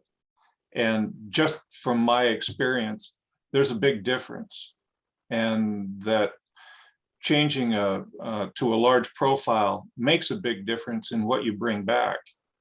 Certainly I'll get sublegals, but the sublegals that I get back go back in the water happy and swimming fast. It's just that I can't understand why the factors are applied to an 8-inch the same as they are to a 21-inch. And I would hope that somehow or other those factors could be worked into the models so that we could get the benefit of it. And that's just a comment, and thank you. Yeah, thanks, Charles. A lot of the mortality studies that I've seen, that it's less about kind of the size and age of the fish and more about hooking location, I think is a bigger determining factor in mortality. But just a reminder for everybody, as Derek said, there's been a ton of work over the years to look at hooking and release mortality on both adults and juveniles. The rates that we use are agreed to rates. The co-managers actually did a deep dive together, I want to say 3 years ago now, where we pulled all together the latest literature and went through it together, and really we had a consensus that the rates that we were using were appropriate given the information that we had in hand. So it's what we have now. Obviously, we're continuing to collect data with our monitoring and evaluation, and there's obviously ongoing research in this area, both north of the border and down here in other areas. So just, yeah, appreciate that, Charles. Alex has his hand up again. Go ahead, Alex. Yes, thanks, Mark. So now I see that the screen switched back to scenario 2, and I know we still have to get to scenario 3, and I'm looking forward to that. But I just wanted to circle back to what we're seeing in changes to scenario 2 that would allow for a March fishery. Is the most summer impacts or the reduction of summer opportunity seen mostly in well, okay, where can you tell me again where the reduction of summer opportunity is most prevalent to allow for a March fishery? Thank you. So Alex, in scenario 2, you can see kind of for each area in the first set of rows is kind of the 2021, what was modeled as a proposed fishery. And then in 2022, you can see kind of the updated proposal as to how those seasons might change under scenario 2. The other piece that I would refer you to is if you look over here on the far right, you can see kind of the summer quotas and then the winter quotas. And so you can see how those quotas change. If we look at that, and once again, as Mark mentioned earlier, there are many ways in which we could potentially shape this, the seasons in the summer. Maybe what we've got initially modeled here in scenario 2, maybe we instead look at changes to marine areas 9 or 10, or there's a large range that we could look at. But what we've got modeled here, at least, is we've primarily got changes in the summertime to areas 5, 6, and 7. But with the note that marine area 9, while it doesn't look like it's changed in the season, it does have the same quota as last year, which we think might be insufficient to make it through that full season based on the modeling that we've got currently. Okay, so I can only see scenario 1. So my question, I guess I maybe could have been more specific, is in versus scenario 2 versus scenario 1, where is the where's the difference in summer opportunity in scenario 1 versus scenario 2 to allow a winter fishery? Does that make more sense? Let me try to get those side by side on screen. That'll take just to stand by for just 1 second, Alex, and I'll try to put those side by side. Thanks.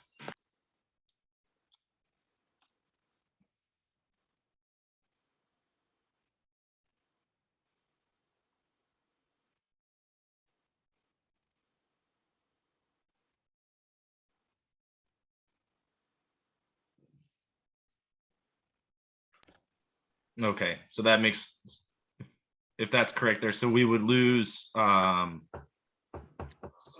summer opportunity in July in area 5,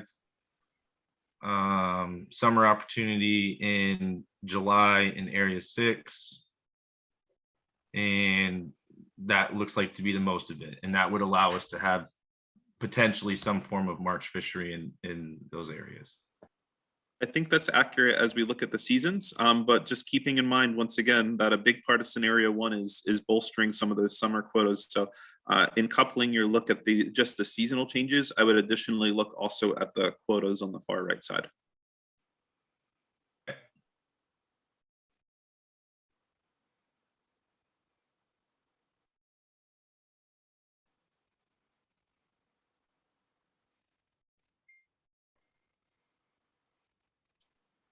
Carl, go ahead.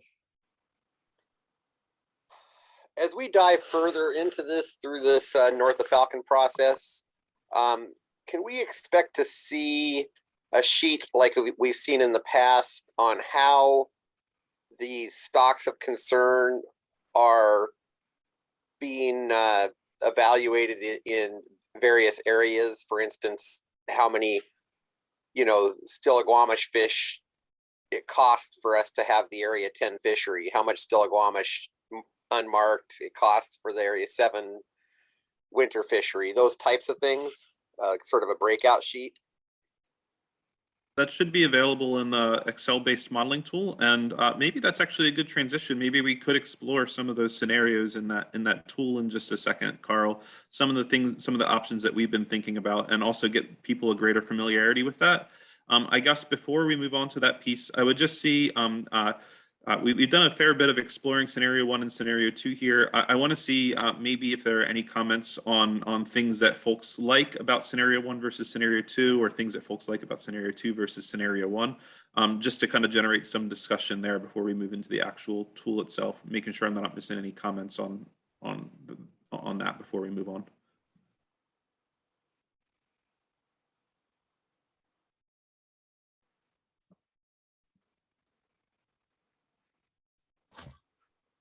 Sorry, I should have raised my hand again. I'm just looking at the scenarios, and so you have listed for 2021. Were those suggested seasons in 2021? Those weren't the final actual how the seasons panned out, because I believe you show in Area 7 that there was a non-retention in early August and then a March left of fishery in late August, but that of course didn't occur. Yeah, that's exactly right, Alex. So these are kind of what was planned preseason versus preseason, not what was actually realized in 2021, which once again, due to earlier closures in many of these summer areas, actually panned out a little bit differently than we modeled in the preseason. Thanks, Derek.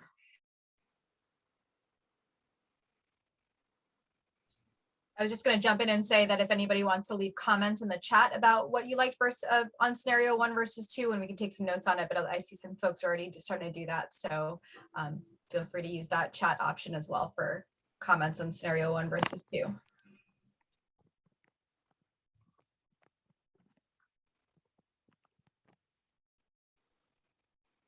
Not seeing any more hands raised. Mark, do you think it's appropriate to start exploring some of those scenarios that we've, I see Pat's hand raised and Alex's. Yeah, I'm sorry.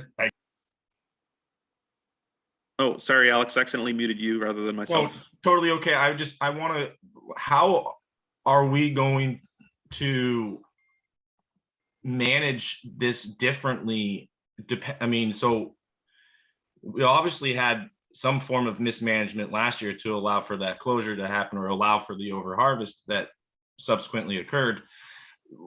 what would be your guys's answer to what sort of management styles will be implemented that we don't see the same actions occur? I don't think it matters what scenario we move forward with, but what will matter is how these fisheries are managed during the season to prevent something like last year happening. So I might take a shot at this one.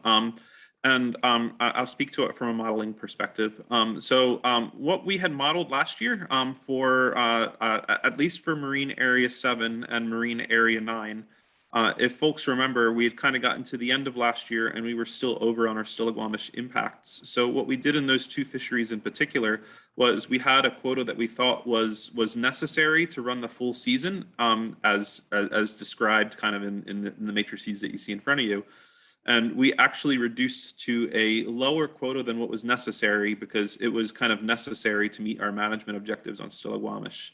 We recognized, particularly for Marine Area 7 and 9, that was likely to result in early closure. But the reason why we took that approach was because we'd figured if there's always a little bit of variability in a predicted catch in the preseason versus what we catch in the postseason. And maybe I shouldn't characterize that as a little bit. There can be a lot of that. So what we took that modeling approach because rather than kind of just starting out with a smaller season, because we thought by doing that there was some potential where maybe if catches were lower than expected, maybe we could run through a full season rather than closing to what we had modeled earlier. So to kind of rectify that for this year, that's why we see some of these bolstered quotas. I went back through with one of my FRAM modeling counterparts. I'd give a shout out to Jeremiah Schrapnell. He's kind of a new member of our modeling team, and he's done a lot of work looking at this for this year. But what we looked at was we looked at kind of our catch methodologies that we're using to predict catch. And then we looked kind of historically at the past 8 years. And in those past 8 years, we took kind of our catch methodologies, which are based on average catches, and we actually scaled those average catches up such that when we looked at the past 8 years, in 6 out of 8 of those past years with these new catch numbers, we wouldn't be exceeding kind of our postseason catch expectations with our preseason modeled quota. And that was very modelly. That was a little bit in the weeds, but I did want to say kind of that's how we were performing that to try to ensure that we're starting off with quotas that might be kind of what we need in each of these fisheries. I don't know if that helps, Alex. I don't know if that was more confusing than helpful, but I mean, I understand that, but my question is more directed is how did the department fail on managing to or even modeling to where what occurred last year doesn't occur? I mean, what is different? What is going to be different this coming season to manage to where we don't see an overage in what we saw last year? I mean, did we underestimate the catch or the effort, and did we underestimate what the catch percentages were going to be? And if so, those underestimations are now going to be implemented into the following year. But still, I'm just not getting an answer on how management of these fisheries is going to change that won't allow for an overage in catch rates. So let me take a shot, Derek. What happened last year was, yes, as Derek described, we had a lower catch quota than what was needed to prosecute a fishery. Last year, the way the season laid out, obviously we had a July 4th weekend that overlapped there. As great as our tools are for monitoring and sampling, it still takes at least a day to make sure that all that stuff was together. So by the time that we basically compiled that data on a Monday morning, we were already over. We would have had to close that fishery on July 3rd to ensure that we stayed within those expectations last year. So I think what you're seeing here on how we're planning, or our first proposed way of dealing with that this year, is to shift that season later on in the year where we're not going to have I mean, obviously we'll have opening day pressure like we would in any area that opens for salmon fishing. But our intention is it's not a 3-month season, it's a 1.5 month season now. And we've, more than doubled the expected quota for the same time period. So I think that's how we're, at least at this point, approaching it. When we get down to the specifics of how we could propose to manage that, we can start with short day openers. That's not really that popular. We've tried it in Area 9 in the past, where we've opened for a few days and closed, and then open and closed and open and closed. I think our preference would be to put a season out there, but Alex, if that's something Area 7 fishers are interested in doing short period openings to ensure that we're staying within those allowable impact limits, then that's something we can consider.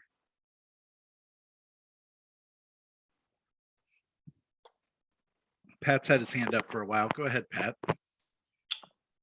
Thank you, Mark and Derek. I had wanted to talk about the issues that did come up with Alex's questions about Area 7 in particular as a good example. And so I won't go into that in detail. You've already addressed that, I think. The area, I'll just simply state that I think the department has listened.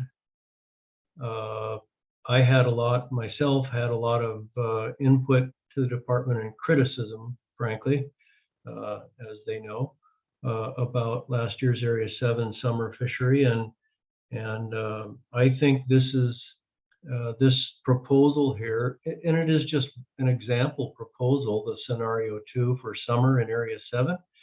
It's a very different way of looking at it. And so I think it's responsive to the problems that were found out about that.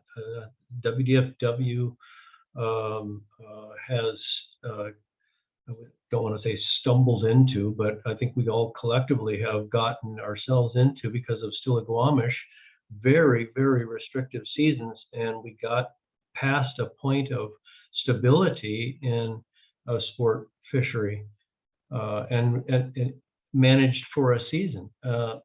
And so moving it out of the first part of July, especially around the 4th of July weekend, having an opening, that was just kind of deadly last year. And having it later in the year, I think there's a lot of work that could be done to this to make it to make the season longer than what is here, approximately 6 weeks. And it's not prime time for Chinook on purpose. And the quotas are higher. And I see it as having moved towards something that is much more likely to be successful at the broad objectives of the sport fishery, to have stable opportunity at Chinook. It's getting pretty late for a lot of hatchery Chinook, especially in September. But there's still good Chinook fishing in the latter part of August and in September. And there certainly is good coho fishing. So this seems like a very stable option to me. I would, for example, like to see explored a slight shift earlier, like the first part of August, and take somewhat of a chance that it would still be open in the latter part of September for at least coho, a non-retention coho season. And but I still think that it's a good, solid proposal for this early in the North Falcon process. Another point I'd like to make about the scenario 2 is about winter fishing. I really appreciate the department having addressed a clear request from advisors to consider winter fishing, and the idea that I had supported, and I think others do too, is that perhaps having a common opener between areas in the 5 through 9 realm there. Those areas having might address a potential problem of effort shifting. If we have one area open by itself and more people are there, and so it'll cause a quota problem, running out of fish faster. Having common seasons might be a good thing. However, it's not necessarily the best time, the month of March, for all fisheries. And I had proposed the use of the days per week as a way of stretching out seasons, providing more opportunity over a broader period.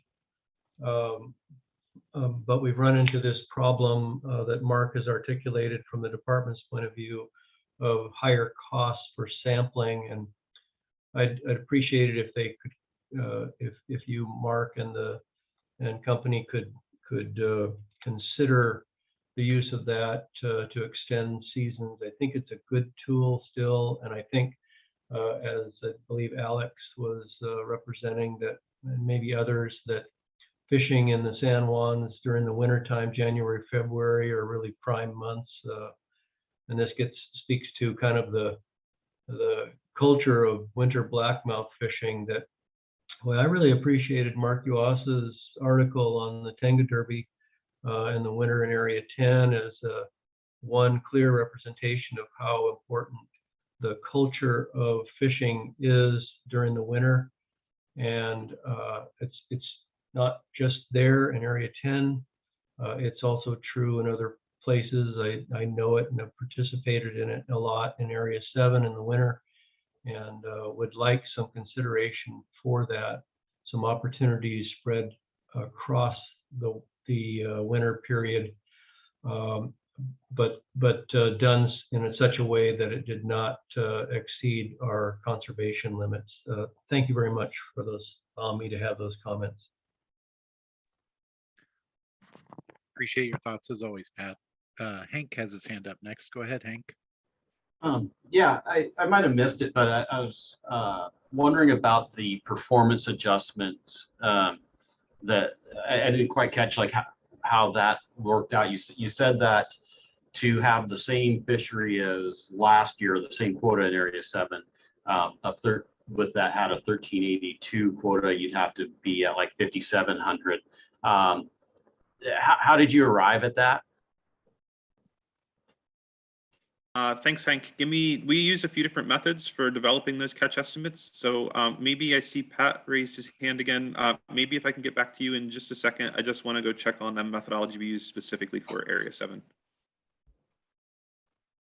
You can dumb it down as if you want to. Just kind of, it's the first time I saw that. Okay. There's two different methodologies we use. I'm pretty sure in Marine Area 7, what we're just looking at is we're looking at what an average for the time period that we're open. We're looking at an average catch per day in those marine areas, and we're looking at kind of a 5-year moving average. So 5-year average on that. There's another method that we use where we look at kind of recent year average efforts. I think it's an average catch per day. So what we do is we get that average catch per day and we plug that in with the amount of days that we're using within the season to estimate a season length. And what we do is we look at kind of what the predicted catch coming out of that model is. And we can retrospectively go back and see how that model would have predicted catch in previous years. So we look at 2021, 2020, going all the way back a fair distance. We actually look at kind of an 8-year period. So between 2013 and 2021, we look at what that average catch would be and how often our preseason catch is not sufficient to meet kind of our postseason catch for that same period that was modeled in the preseason.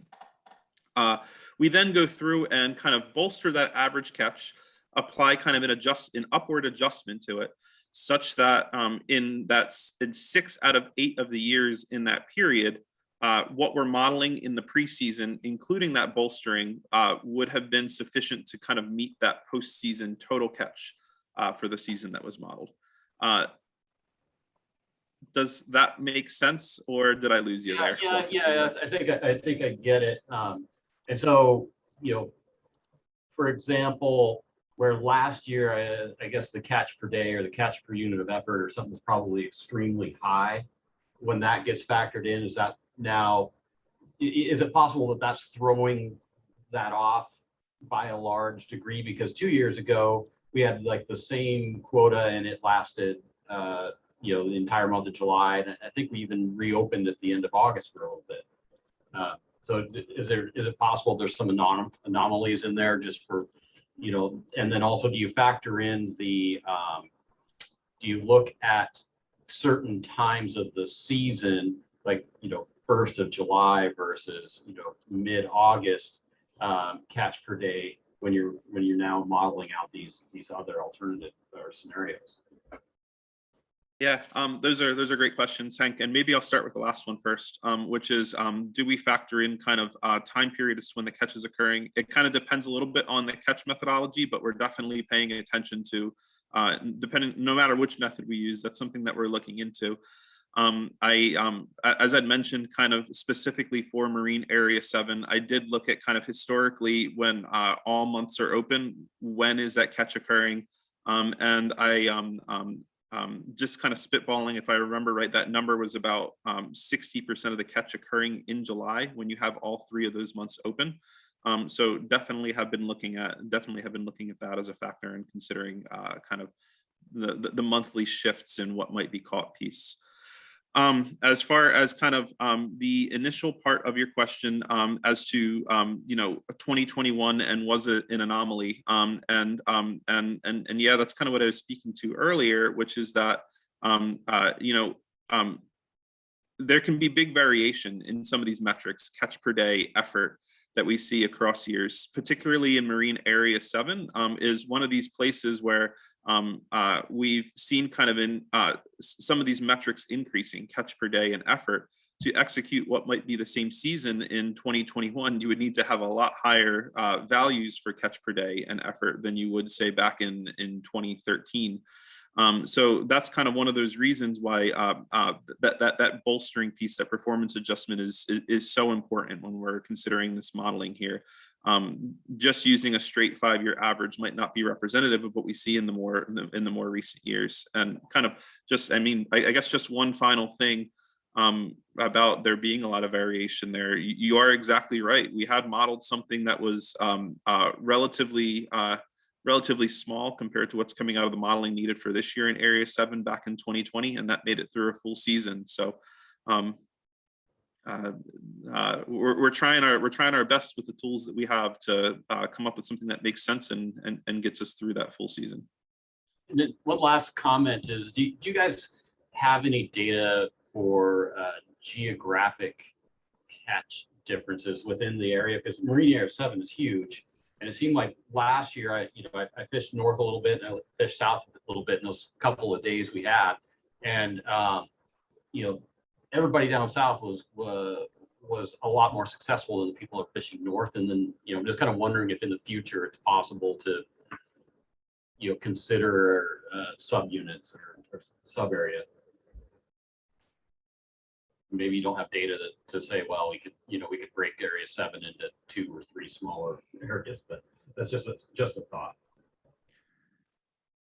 So maybe I can respond to that last part, Hank, and I don't know if Derek or others within the sampling program have any other thoughts. We do have, for those of you who've had a coded wire tag collected on the dock, we do have that location question on the coded wire tag that attempts to kind of generally locate where that tag was recovered. A lot of those tags, either that's blank or it just says Area 7.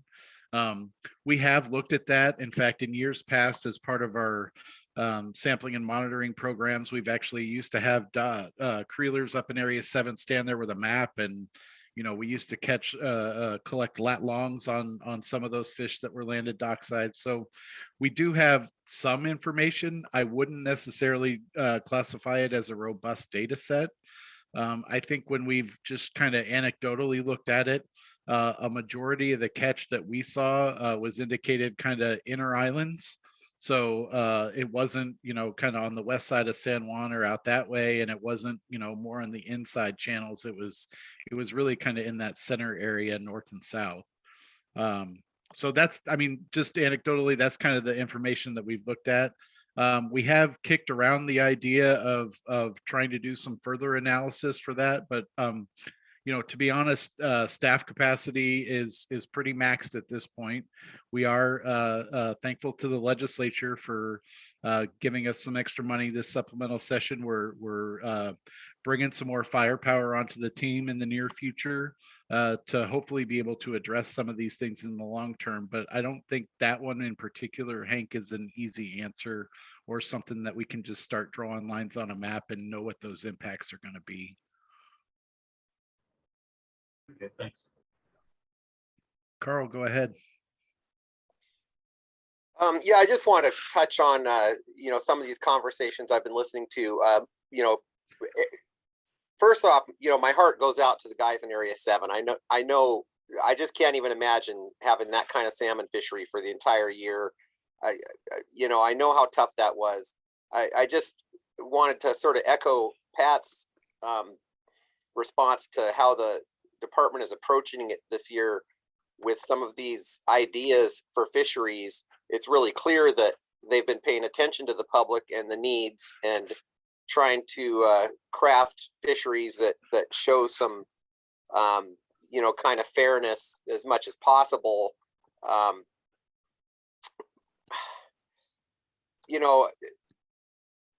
Area 7 has had it pretty good for quite a few years before these last 2 years. They're very expensive fisheries. This is one area where, it's not the department's fault that all these different stocks love to go eat herring in Area 7, and it's very difficult to predict how many fish are going to show up. I think that they are using the best tools they can to try to conduct these fisheries. It's always a moving target, especially as we have these growing fisheries with mobile boats and a growing population and lots of enthusiasm to go fish these different areas. But I like the beginning of this approach. It's not easy to look at. We're just kind of in some boxes where we have to get creative in order to make these fisheries happen. And I see areas I like to fish potentially losing time on the water in order to accommodate other fisheries. And this is going to come down to conversations and tough decisions at the end of this process. The one question I did have for the department is,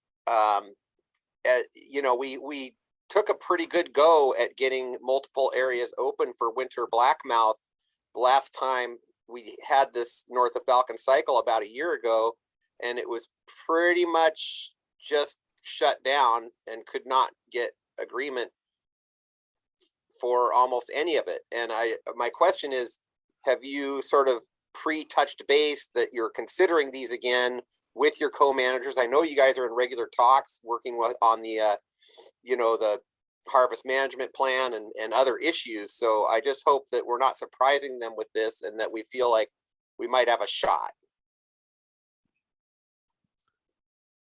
So specifically to answer your question, Carl, I have not had conversations with co-managers about expanding winter opportunity. Those may be happening at other levels. I wasn't at a lot of the mediation meetings, so I couldn't tell you whether or not those discussions were had there. Also with confidentiality, I'm not sure that we could tell you that, even if those conversations did happen. We know the tribal positions about those winter fisheries and those impacts. I think I talked about this a little bit yesterday in the advisor meeting, that really the tribal position that I've heard over the years is more about the number of releases per landed fish in some of these fisheries. And just for kind of a broader discussion point here with folks, is one of the ideas that I floated to the advisory committee yesterday was, if that's the tribe's real concern around winter fisheries, why have a size limit, right? Why not just have it be, your first hatchery fish or your first 2 hatchery fish and you're off the water.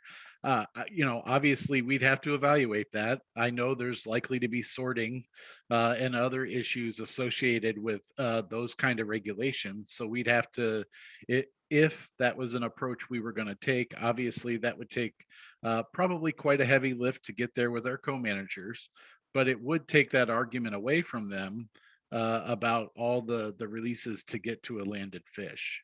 So, I mean, there's pros and cons with a lot of these scenarios. I think as Carl indicated, we've really been contemplating different approaches and different ways of thinking about how we might implement fisheries from what I just mentioned to different gear regulations. Obviously, we know you guys are regulated enough, and it's not something that we take lightly when we're thinking about doing a gear restriction in a large marine area like that. One of the other considerations we have to have is, do we have the monitoring tools and enforcement tools to be able to have those kind of regulations in place as well. So just a little bit of rambling there, but thanks for that comment, Carl. Thanks, Mark.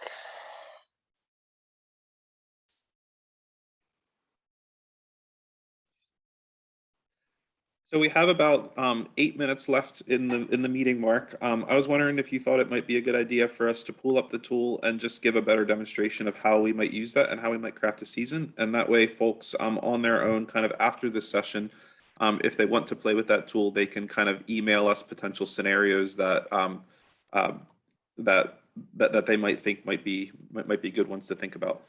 So I guess I'm a little caught off guard by your proposal, Derek, because I wasn't sure we were stopping at noon with a hard stop. So I'm more than willing to continue the discussion. And yes, I would say if we have some breaks here to put some additional stuff up on the screen, let's do it.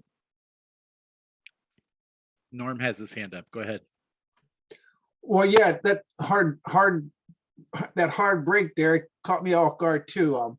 Because I know we're talking mostly about Chinook, but we've made some drastic changes in our recreational chum fisheries. I'm seeing numbers this year that concern me, but will we be able to reinstate some of our shore-based chum fisheries this year that we eliminated last year? Great question, Norm. And we were able, except for Area 10, I think we were able to open some of those in the farther South Sound reaches later in the season once we had a good in-season update on that run size. I don't want to speak for Mickey. I know he's in a commercial meeting. That is one of those considerations that we have yet to talk to our co-managers about. I think as I'm considering it, our starting point is being open for chum retention. Obviously, once we get out of that summer chum release period, is allowing chum retention through the fall in the rec fisheries. They play a really small part of the overall impact on chum. I think just because of where we've been on those returns in the recent past and the concern last year being kind of the lowest forecasted return on record, we wanted to be extra cautious last year. But my position is those are on the table to start the talks this year. I just want to throw some, you mentioned the concern about Area 10. I'm not sure what that is. Well, no, it wasn't a concern, Norm. We didn't open up rec fishing in Area 10 last year. I know we didn't. And the returns I saw at the hatchery were encouraging because I do volunteer at the harvest and spawning at one of the local hatcheries here. And we were quite surprised at what we got back. We were very happy with what came back. So I'm hoping we can see addressing area, all the areas, 10 South, opening that recreational shore fishery for chum. Thank you. Yeah, just we were all very pleasantly surprised at the chum return last year, and I guess hopeful that we're kind of on the upside of that recent downturn with chum. So thanks, Norm. Dan has his hand up. Go ahead, Dan.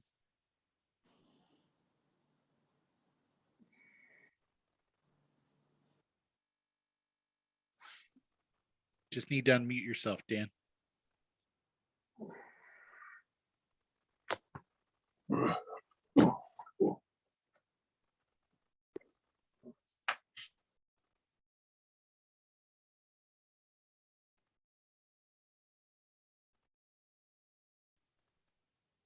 Hello?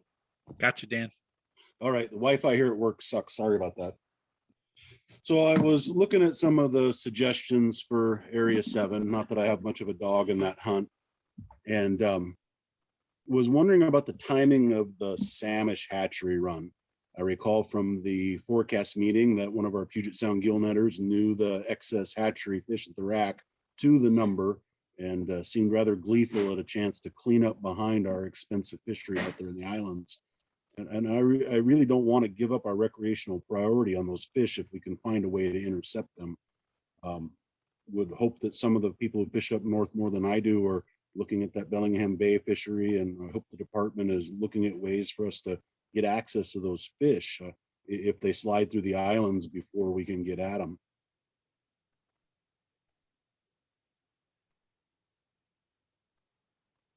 Did that come through?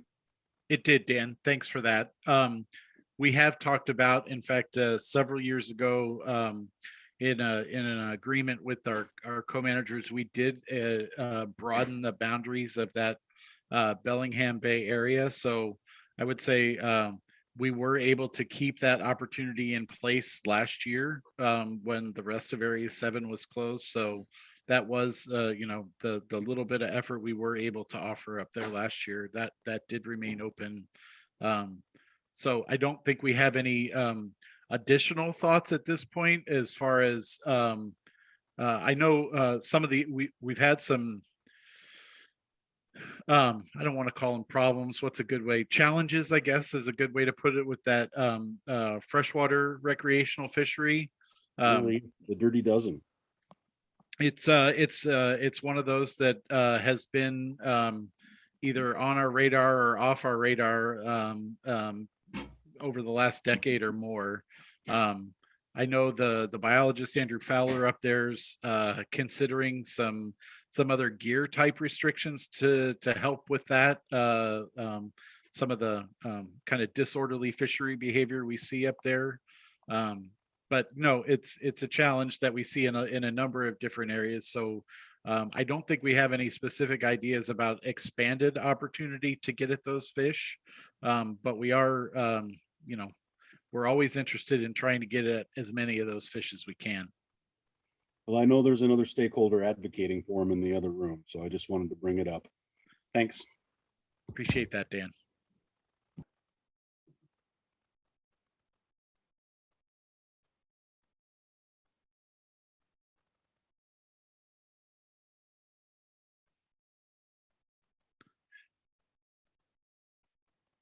Derek, I didn't know if you had other stuff that you wanted to share with the group, some of the modeling tool that we had talked about potentially going up and running through, some different scenarios than what we had seen, kind of that we had talked about.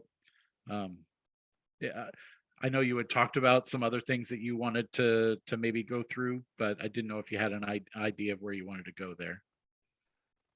Yeah, thanks, Mark. I think that this is kind of the tool that we use to develop our scenarios, and we had kind of done a little bit of an introduction to it at the start of the meeting. I just kind of wanted to go back to this for just a second and see if I could give folks greater clarity on how they might use this tool, as we do have this available online. If folks wanted to kind of come up with their own scenarios that were within the range of our management goals for this first season proposal. I wanted to make sure that folks knew how to do that if they were interested in doing so that they could provide kind of their potential scenarios to us.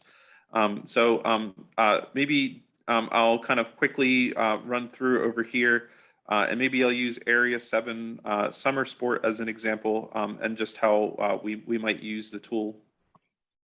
To start off, once again, to signify each of these actions, we would potentially put an X in this box in the B column here, And that would signify kind of taking the action that's described over here in the A column over on the left side. If we wanted to have essentially the same fishery as last year in terms of the quota used, and once again, those quotas are kind of described in each of the scenarios over here. You can see that the quota from last year for Marine Area 7 summer is highlighted right there. Or it was also available in the scenario document that we just went through. But one could kind of go through and shift each of these pieces around. For Marine Area 7, we've got it modeled as one scenario is modeling it as the season last year. This is kind of what we had spoke to in the scenarios, that it would require that quota going from 1382 to 5704. Another scenario that we explored and was modeling kind of the same preseason as last year, but without putting a performance adjustment onto that quota. And what that would come out to look like is something like 3,300 fish needed. The danger in that one, of course, as we've spoken to performance adjustments earlier, is that that might not be able to make it through the full season if we were to model that quota. Kind of the scenario that we looked at in both scenarios 1 and scenario 2 was that shift to starting in the second half of August. So if we wanted to signify that change over here, put an X in this box. We could have solely Chinook non-retention in Marine Area 7. That would, of course, be a decreased exploitation rates. It would result in a Chinook quota of 0, just non-retention impacts being modeled. That's this row 4 down here. I wanted to highlight Marine Area 7 just because one of the scenarios that Pat spoke to earlier is potentially starting that fishery at the beginning of August rather than mid-August. So if folks were interested in kind of exploring Marine Area 7 in the summertime further, rather than checking this box rather than checking this third option for Marine Area 7 summer, we could instead look at what would happen if we checked the 5th box for Marine Area 7 summer. So we have kind of, once again, a range of options for each scenario, particularly when we were focusing on the winter fisheries. We were looking at that March period and different ways of modeling that. But for each of our fisheries, particularly between marine areas 5 through 10, there's a range of options here that folks could play with. Just remember that kind of our starting scenarios, our management goals in which we're trying to target are over here in row 7. Just want to see if folks want to, if there's any kind of specific scenarios that an individual might want to explore further with us in the meeting today, or reminding folks that we're always willing to kind of take comments by email if there's kind of a scenario that someone develops that they think that might be of interest to us. Alex? I just want to verify. So the management goal is 63 to 75. That's a percentage on mortality rate. No, that's a total number. That's a total number of mortalities for the Stillaguamish stock. And just to reiterate once again, our target there, it's not fully known in these early modeling exercises. We'll get a better sense of exactly what that target needs to be later in the process. From my early looks in the modeling, I suspect at the very end of the process, that number of mortalities that's going to be available to the non-treaty side is going to be somewhere between 63 and 70 fish. So as we're kind of shaping our starting packages, having kind of an upper limit of 75 mortalities would allow some flexibility as we kind of continue season shaping down the line, but recognizing that 75 is probably not where we would end up when we propose a final fishery package. That would somewhere be kind of more in that 63 to 70 range. Right. And then in both proposals, scenario 1 and scenario 2, I think I saw that we exceeded that that goal. I believe they were both over the 63 to 70 range.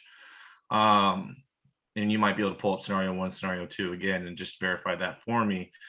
But in that be the event, then if we went to the co-managers with a proposal that exceeded that window that you're referencing of a management goal, wouldn't it be quite likely that co-managers being the sole holder of a Section 7 permit could say that's not acceptable.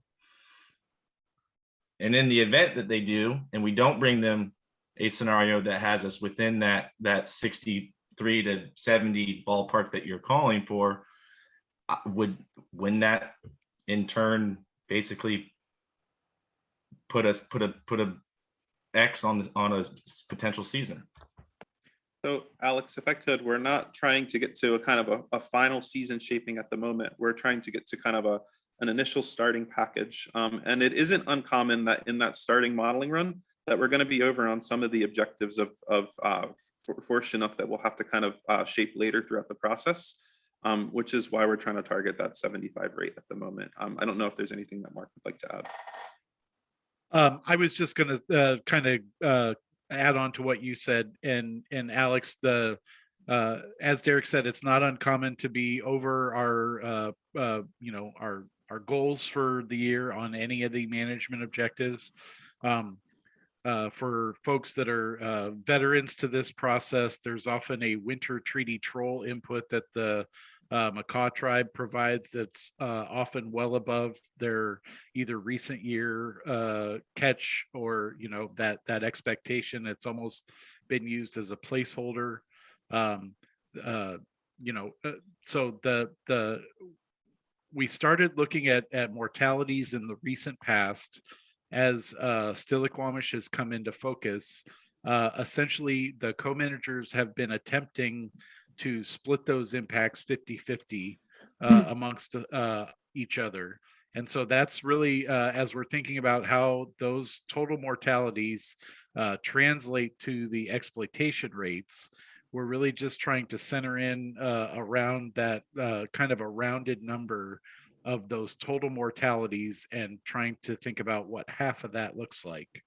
So that's really kind of where we're centering this exercise. We also know that the Stillaguamish tribe will likely put more fish in their terminal catch than they plan on harvesting. Kind of a similar situation, right? So it starts the discussion amongst the co-managers about the fisheries and what it's going to look like. And I see Pat has his hand up. Go ahead, Pat. Thank you, Mark. I just had a couple of brief additional comments. So the last one on Chinook, before we leave that, is I think the obvious need that the department has right now is to get something in front of the tribes, and so you can have good discussions about these, and you want to keep your options open. And so I encourage you to have the expanded, something like the scenario number 2 that shows that we are seeking the opportunity restored in a number of areas for winter seasons. And I think that's enough on that one for now, but we do have a lot of other ideas including those ones for different time periods than just March. If you use March for modeling purposes, I know that you will express that as a modeling exercise and not a final position. So I'm confident that you'll do the right thing there for supporting a potential winter fishery. Then on coho, we haven't talked about coho directly. There isn't a tool like this that like Derek, you've got for Chinook. Maybe there's one in the works, but I hope we would be talking about some coho specifics. Maybe you have some time for that here today, but one that I wanted to put out there was the late season mark selective versus non-selective alternatives. This is not new at all. It's just that there's always pressure on some wild coho stocks like the Straits this year, or Thompson, Upper Fraser, Interior Fraser. And so it's obvious that you want to use mark selective to provide opportunity for sport fishing, but also to address the conservation obligations that we have. But I think I'll just stress that late season, for example, in Area 5,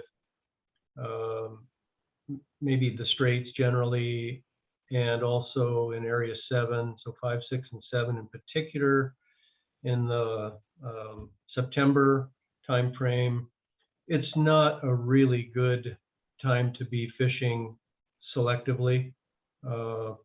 It has much lower effort.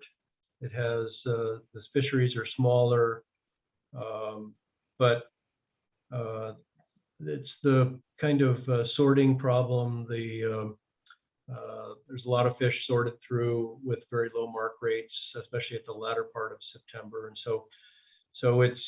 I think you ought to be proposing non-selective fishing to start in some of those areas in September, and then if you need it, then use the selective fisheries option in those cases. The last thing is one that is not about season options specifically, but it's the list of agreed fisheries, the document.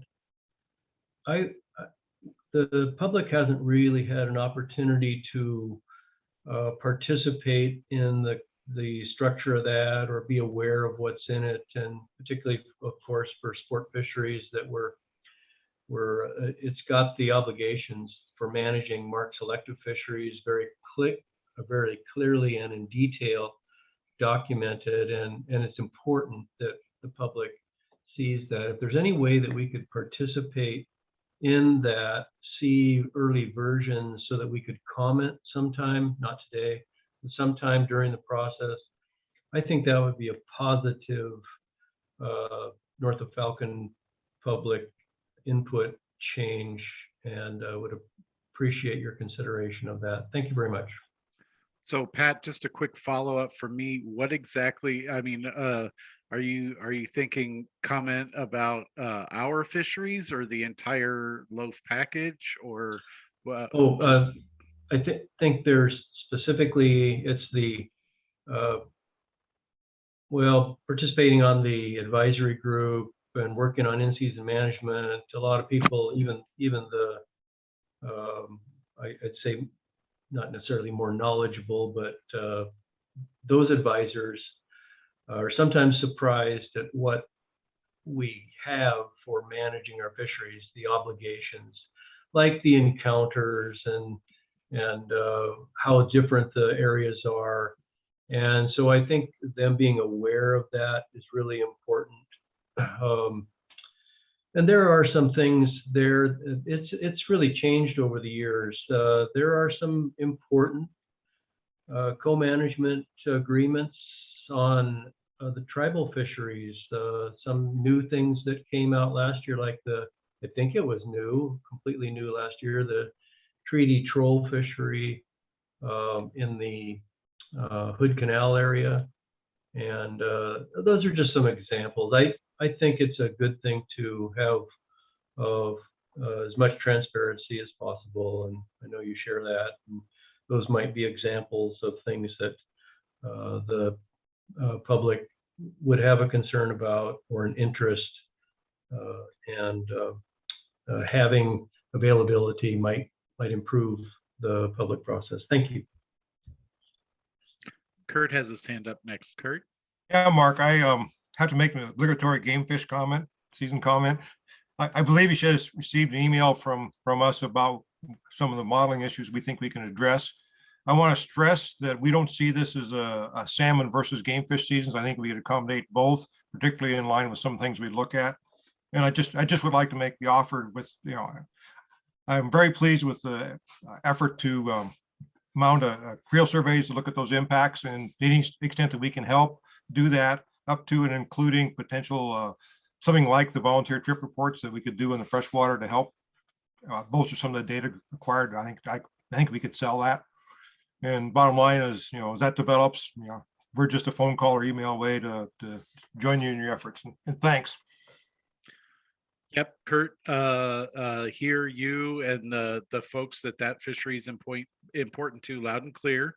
I think both of those fisheries, both the game fish and salmon season, are on the table at this point. I think as we're thinking about our fishing package, they're both going to be in the preliminary modeling. And yeah, you pointed out we are expanding our sampling and monitoring efforts in those freshwater fisheries, particularly in the Stilly. We've got some, got a little late start last year, getting people onboarded and on the boots on the ground. But I think we've got a solid plan we're developing for this year. There's been a bunch of folks who've been working in the background at the department to make sure that we have all the money pieces lined up so we can make sure that we're aligning those and lining out those commitments for monitoring and prioritizing them internally before we have those discussions with the tribes. So appreciate that. And yeah, we're going to need you and the folks that fisheries important to's help as we get this monitoring pieces in place and move down the road to expand that game fish opportunity back to what it was. So thank you. I've already had conversations with Pete and hope to continue some of that stuff. And to the extent that my Alzheimer's don't take away my memories, I'll be happy to share what I know. As always, appreciated, Kurt. Go ahead, Carl. Yeah, I just wanted to touch on what we would love to see in this tool is an opportunity to consider a catch and release fishery in the marine waters. I know this is kind of a tough sell with the co-managers, but this is data that we need to continue to gather if we're going to have, the most conservative fishery you can have short of closure. We're going to need that tool in the future as we continue to bump up against these conservation objectives. There's a way to consider catch and release fishery in the winter in Area 10 where it's not going to get a lot of fishing pressure. I don't know if Derek has the tools to properly model the effort of a CNR fishery, but if not, that's why we need to have one so we can start to gather it. And looking at the way the Area 10 fishery is proposed right now, going through the end of October, that's essentially a catch and release fishery for 3 weeks. But you've got a lot of effort because guys are out there still trying to catch lake coho or whatever. You might get some support if it wasn't too hard to build into the tool to look at closing 2 weeks of October. I mean, I think it's currently set to go through October 30th. And if that's the case, if you get dropped 2 weeks, that would probably pay for a month of catch and release in December, or at least 2 weeks, December 16th through 31st. It's something I would love to see, a discussion about catch and release in the marine waters in Area 10 or 11 as a bullet point or as, one row on our stock analysis tool, just to show that, we're considering this as one of the fisheries that is potentially important to the future of crafting fisheries, as well as appreciating the people who enjoy those types of fisheries, and the Fish and Wildlife's own policy statement that says catch and release fisheries should be considered as part of the discussion. Thank you. Thanks, Carl. And I'll just acknowledge Keith Robbins, who's a longtime friend of the department and consistent advocate of catch and release fishing, especially in Central Sound. Keith sent me an email recently teeing up this issue again and stressing the importance. And again, I appreciate that. It is something that we do consider. And again, Carl, thanks for acknowledging the difficulty there with the co-manager discussions. This is I don't want to say it was the issue, but I think those catch and release fisheries were one of the issues that contributed to us not coming to an agreement in 2016. So I think that's that's how difficult those discussions can be. And I appreciate your continued advocacy and agree that it is something that should be part of our considerations for seasons. So thank you.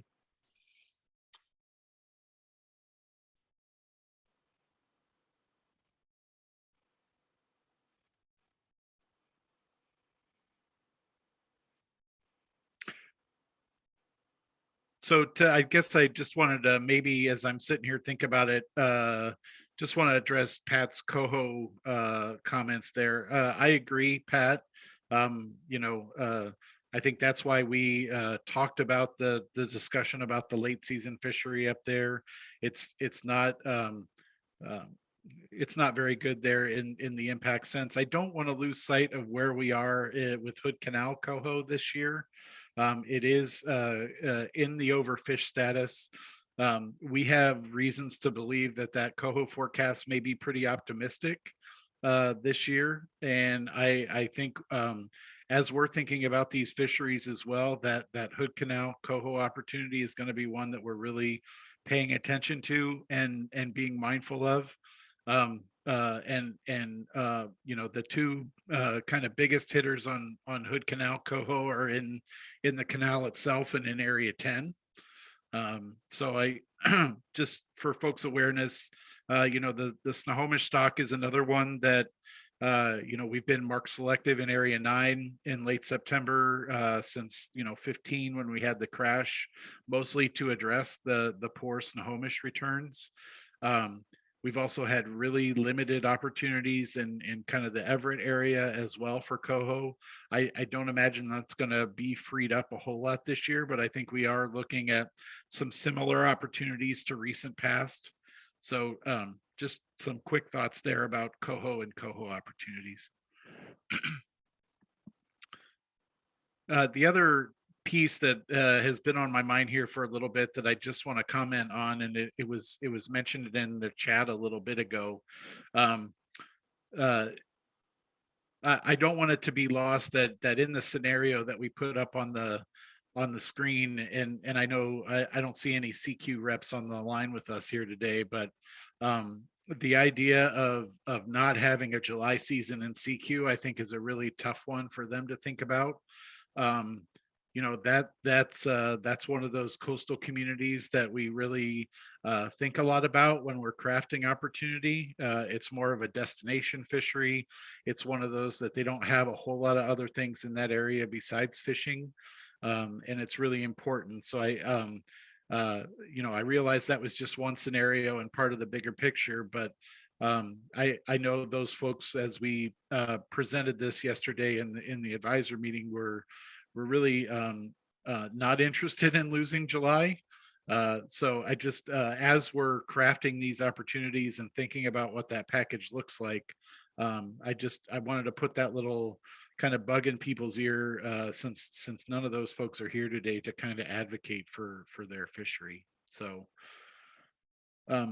and also just, I want to acknowledge and appreciate everybody that's been here today and participated. This is why we do these check-ins with everybody and take public comment and have these discussions and try just to help you understand some of the challenges that we're facing and get your ideas for how we can tackle these challenges and put fisheries on the water. So Kurt, is that a residual hand or did you have another comment for us?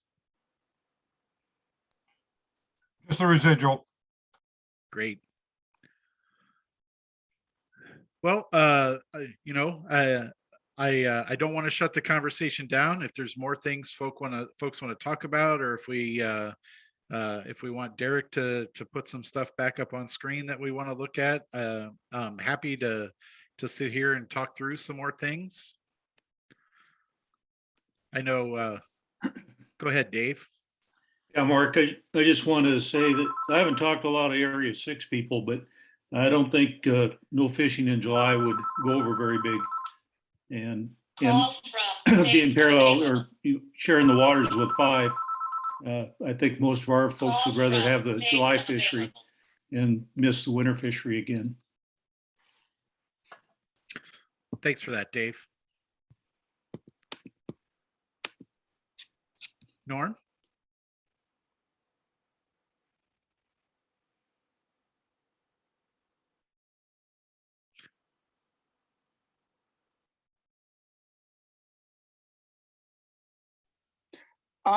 No, I have nothing to say. Okay, your hand was raised. Just I wanted to know. know. Okay. Hank has his hand up. Go ahead, Hank. Yeah, just, if there's any possibility of expanding that Bellingham Bay bubble, I just want to, say we'd really like that to be considered, especially considering the Nooksack River Coho forecast and the Samish River Chinook forecast. And so, I think if we could, keep that season open into October a little bit, I mean, it's a little something extra for us. And I do think some of those Nooksack Coho could be in that Bellingham Bay, intercepted that Bellingham Bay area, into mid to late October. Just please consider that. Thank you. Yeah, Hank, just as a follow-up, as I heard what you said, so are you advocating for drawing a lines for a bigger area and later into the season? Oh yeah, we would appreciate anything we can get, it's the way it's been up here. But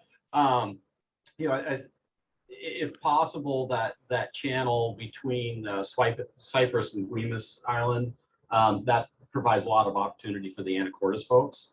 And if that area could be expanded into there, at any point during the Bellingham Bay bubble fishery, I think that'd be useful. And then and probably be particularly useful early in the season for purposes of getting at the Samish River Chinook. But then later in the season, I think there's some of the later run Nooksack Coho that that bubble fishery closes at the end of September, and I think those fish are still available in the saltwater through October. So both or either, or anything you can do there would be appreciated by us. Yeah, and I think we have received a comment about the kind of earlier opening in Bellingham Bay. So thanks for that, Hank. Susan Kramer has her hand up. Go ahead, Susan.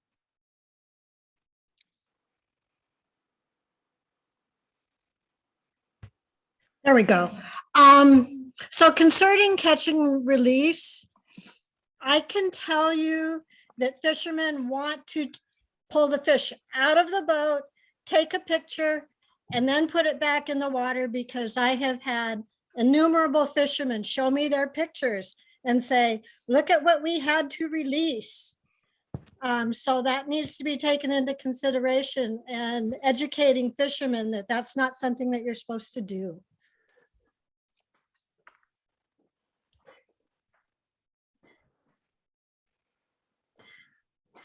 Yeah, thanks, Sue. I know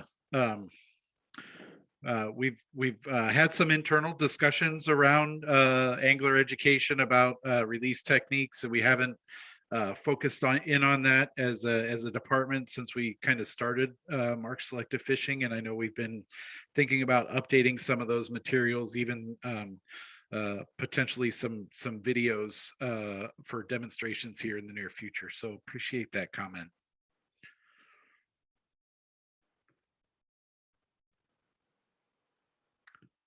Alex, go ahead. Thanks, Mark. I just want to touch on something really quick that you might be able to maybe shed some light on. I don't want to get too far off topic of NOF, but what contributing factors went in to us entering this new 10-year management plan? The timing of it all seems kind of peculiar to me. Obviously, I can say with some sense of security that the co-managers were probably not very happy with the result of the overharvest last year that occurred in Area 7. Obviously, we saw that with the shutdown. How did that play a role in the timing of us entering that 10-year management plan? And then also, what was the department's thoughts on that, and how it essentially removed the eligibility that the department had for entering for their own Section 7 permit, and by now no longer being in a quote unquote year by year setting process, we were basically eliminated from eligibility for our own Section 7 permit. But with the 10-year management plan, it still seems like we're in a year by year scheduling. So can you just shed some light maybe on what was the department's goal or cause or reasoning for entering this plan? Well, I saw Kyle popped his camera on. He was our lead person taking us through this, and I'll go ahead and let Kyle talk, and if I have anything to add, I'll do that. Go ahead, Kyle. So the timing for several years has been to get the long-term plan done as soon as we can. The Area 7 quota exceedance last year had nothing to do in our thinking with getting the plan done. We had hoped to have it done last fall, didn't get there, but wanted to keep the momentum and get it done before we got into North of Falcon this year, because the longer we kick that down the road, knowing that it's going to take National Marine Fishery Service a long time to get through their process to review and approve it, it was just we needed to get it done. The whole state's own Section 7 thing is a question that keeps coming up over and over. I'm not even sure how that would look if we had tried to do that. At the end of the day, the combination of the fisheries would still have to be evaluated to see if they meet the ESA requirements. It's not like we could just go out and develop our own fishing plan and send it to NOAA, and the tribes send their own fishing plan to NOAA, and it would all add up to get ESA approval. So a lot of people thought that was the answer, but honestly, I don't know how it would work. It would not eliminate the need to coordinate each year with the co-managers to develop fisheries, just as the long-term plan won't do that. We'll still have to evaluate the forecast and the fisheries on a year-to-year basis, but we will have, assuming that the plan is approved, we'll have that long-term stability to know these are our management objectives. We have ESA approval. We just need to get to agreement on a set of fisheries that meets the objectives in the plan. So hopefully that answers your question. Yes, thanks. I mean, in a way, Kyle. So that makes sense. Yes, I do understand that we would, as our own Section 7 permit holder, it would be asking a lot for the stars to align and for both parties to enter a plan that adds up and gets approval from NOAA. I would just fear that the situation that we've kind of found ourselves in, and that's probably caused a lot of turmoil around some of the public sector, is that does the department really have a equal chair at the table? Does the department really have the ability to negotiate? When we talk about the last part of the NOF being in a negotiation period, that's no longer for the public, it's private, and Mark, I even heard you reference to some confidentiality issues with that. I think there's definitely been some concern in regards to how the department actually negotiates. It's hard to see a negotiation happening when we don't have the equal bargaining ammunition, if you would, in terms of where ultimately we're at the mercy of what is going to be agreed upon by the permit holders. So when we look into the future at these negotiations, I want to really know what the direction of the department is. What is their goal? I know the easy answer to say is to provide as much recreational fishing opportunity as possible while adhering to management. But is there an actual effort by the department in those quote unquote negotiations for us to stand by our proposals? Or is it more to where we bring them a proposal and we're told it's not good enough, and then we are there making sacrifices in certain areas that we need to in order for us to create a season forecast? So there was a lot there, but yes, we fight hard for our proposals. It's a complex negotiation with a whole bunch of different tribes and with a whole bunch of different fisheries across species involved. And at the end of the day, we do have to get to agreement on that whole suite. So I can assure you that we don't just go in and say, okay, sorry, you don't like it, we're going to change it. It's a tough negotiation and it's very complex, but I can assure you that we are all fighting hard for conservation and to get the fisheries that you, our stakeholders, that you want. And it's getting tougher and tougher with the status, particularly of Puget Sound Chinook, but we do work, negotiate, fight hard for our fisheries. I see James Dixon from NOAA raised his hand. So did you want to add something to any of this, James? Can you hear me okay? Yes. Okay. Yeah, I guess I think you stated it well, Kyle. I'll just say that the current proposal, so a co-manager plan proposed for a 10-year period, that will offer the most stability for well, both co-managers fisheries for the next 10 years. That what that means is there is the the leverage, I suppose, that I think maybe Alex is speaking to. We can have discussions about that, but that sort of that annual hurdle does not exist for the 10-year period that the plan is approved for. So it really just sets a common target that both co-managers have agreed to manage their fisheries to, per population. And once it's approved, that offers them the ability to just effectively enter in the annual negotiation process and just effectively parse up the available fish. That's always gonna happen. Doesn't matter if it's a co-manager ESA permit or an individual co-manager ESA permit.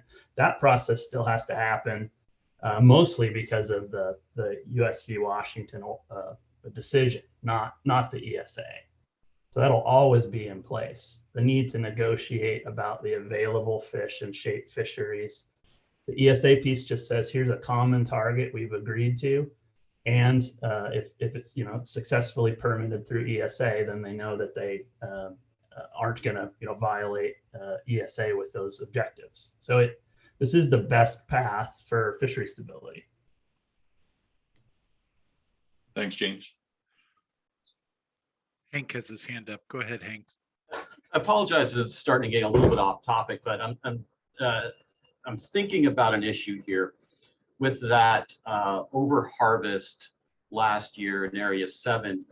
Was there any indication after the fact that affected the ability of the co-managers to harvest their forecast number of fish, or that it affected the forecasted number of fish getting to the spawning grounds on any particular river?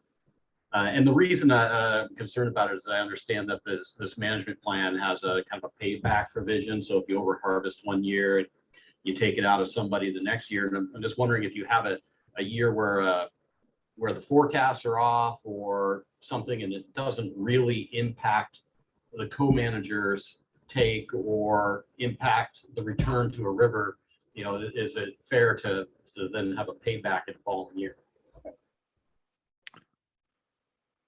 So I don't, the first part of your question, I don't think we have a definitive answer to yet, because we haven't compiled all those statements and done the run reconstruction for last year's returns yet. That'll be done sometime, late this year. And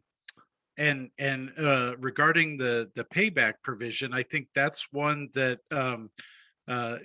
we had actually talked about that as far as our management approach, where we've even proposed that to the tribes in the past about, well, like, let's put all our winter fisheries packages on the table and manage them in the aggregate. So this was maybe 5 or 7 years ago. I think Pat may have even still been with the department when we proposed that, and that was rejected. So as we're thinking about putting this payback provision in place, it's collective across all fisheries in Puget Sound. So if we're thinking about what happened in Area 7 last year, it wouldn't be specific to any one area or any one area's overage on Stillaguamish. All those areas, or all the areas in Puget Sound in the recreational fisheries that impact Stillaguamish would be evaluated, and we would look at those collectively for their collective impact and make that adjustment in the future year if all of our collective fisheries together exceeded the preseason expectation. Thank you. Now, one follow-up: does that payback provision work both ways for each side of the co-management? And do you have the do you have the numbers or data from the co-managers to know if they exceed their quotas or allowances? Yeah, so this payback provision was put in place for both non-tribal and treaty fisheries, and it's for pre-terminal fisheries, so those that happen out in marine areas. So it's in place for both sides, and let's remember, this is a conservation payback provision. So in a year that the tribes went over, they would have to reduce their overall impact with the goal of getting additional spawning fish back to the Stillaguamish River. The Stillaguamish tribe has made it pretty clear their only intention in the near future is to harvest, I think it's five fish for ceremonial purposes for the tribe, as part of maintaining that. I'm sure they would likely reconsider that in a year where we're expecting much lower returns than we're expecting this year. But that conservation payback provision is in place for kind of both co-managers and their fisheries, with the goal of getting those additional fish back to the river. Thank you.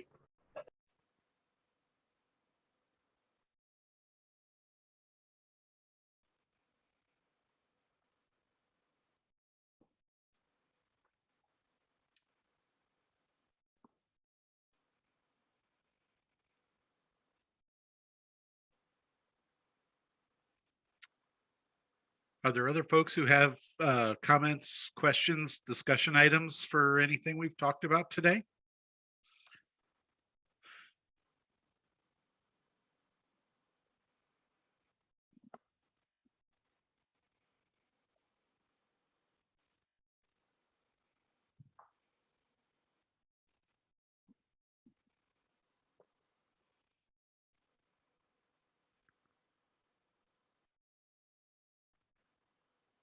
Well, not seeing anybody raise their hand or jump up and shout, I think we're going to move towards ending this meeting for today. I want to take a second and just acknowledge all the great work that the department staff did, Derek and Kirsten and Chad and others to pull all these things together today. Very much appreciated. Little reminder about upcoming engagement events. We're going to have some more public meetings starting next week regarding North Coast and kind of Hood Canal directed marine opportunities. That'll flow into the following week. I believe it's on the 28th. We'll have a Puget Sound recreational discussion, and then on through the 30th for our next North of Falcon 2 public meeting. When we do preliminary modeling and have those results, we will post those on our website. I would encourage folks to check that periodically, as we will be updating the website with additional proposals for fisheries, both in the marine area and the freshwater as they come into view. And then having those further discussions in our regional and North of Falcon 2 meetings coming up. Just another little reminder, through the Pacific Fishery Management Council week in the mid-April time period, we will be having daily check-ins from the council meeting to keep folks up to date about continuing co-manager discussions and any progress towards a final package. So with that, I think we are going to say goodbye. Again, really appreciate everybody's time and participation today. This meeting will be posted on our website at some time here in the near future. If folks want to point to it for friends and others who may have missed the meeting and are interested in the discussion. So again, take care, everybody. Thanks for being here, and we'll talk to you soon. Thank you.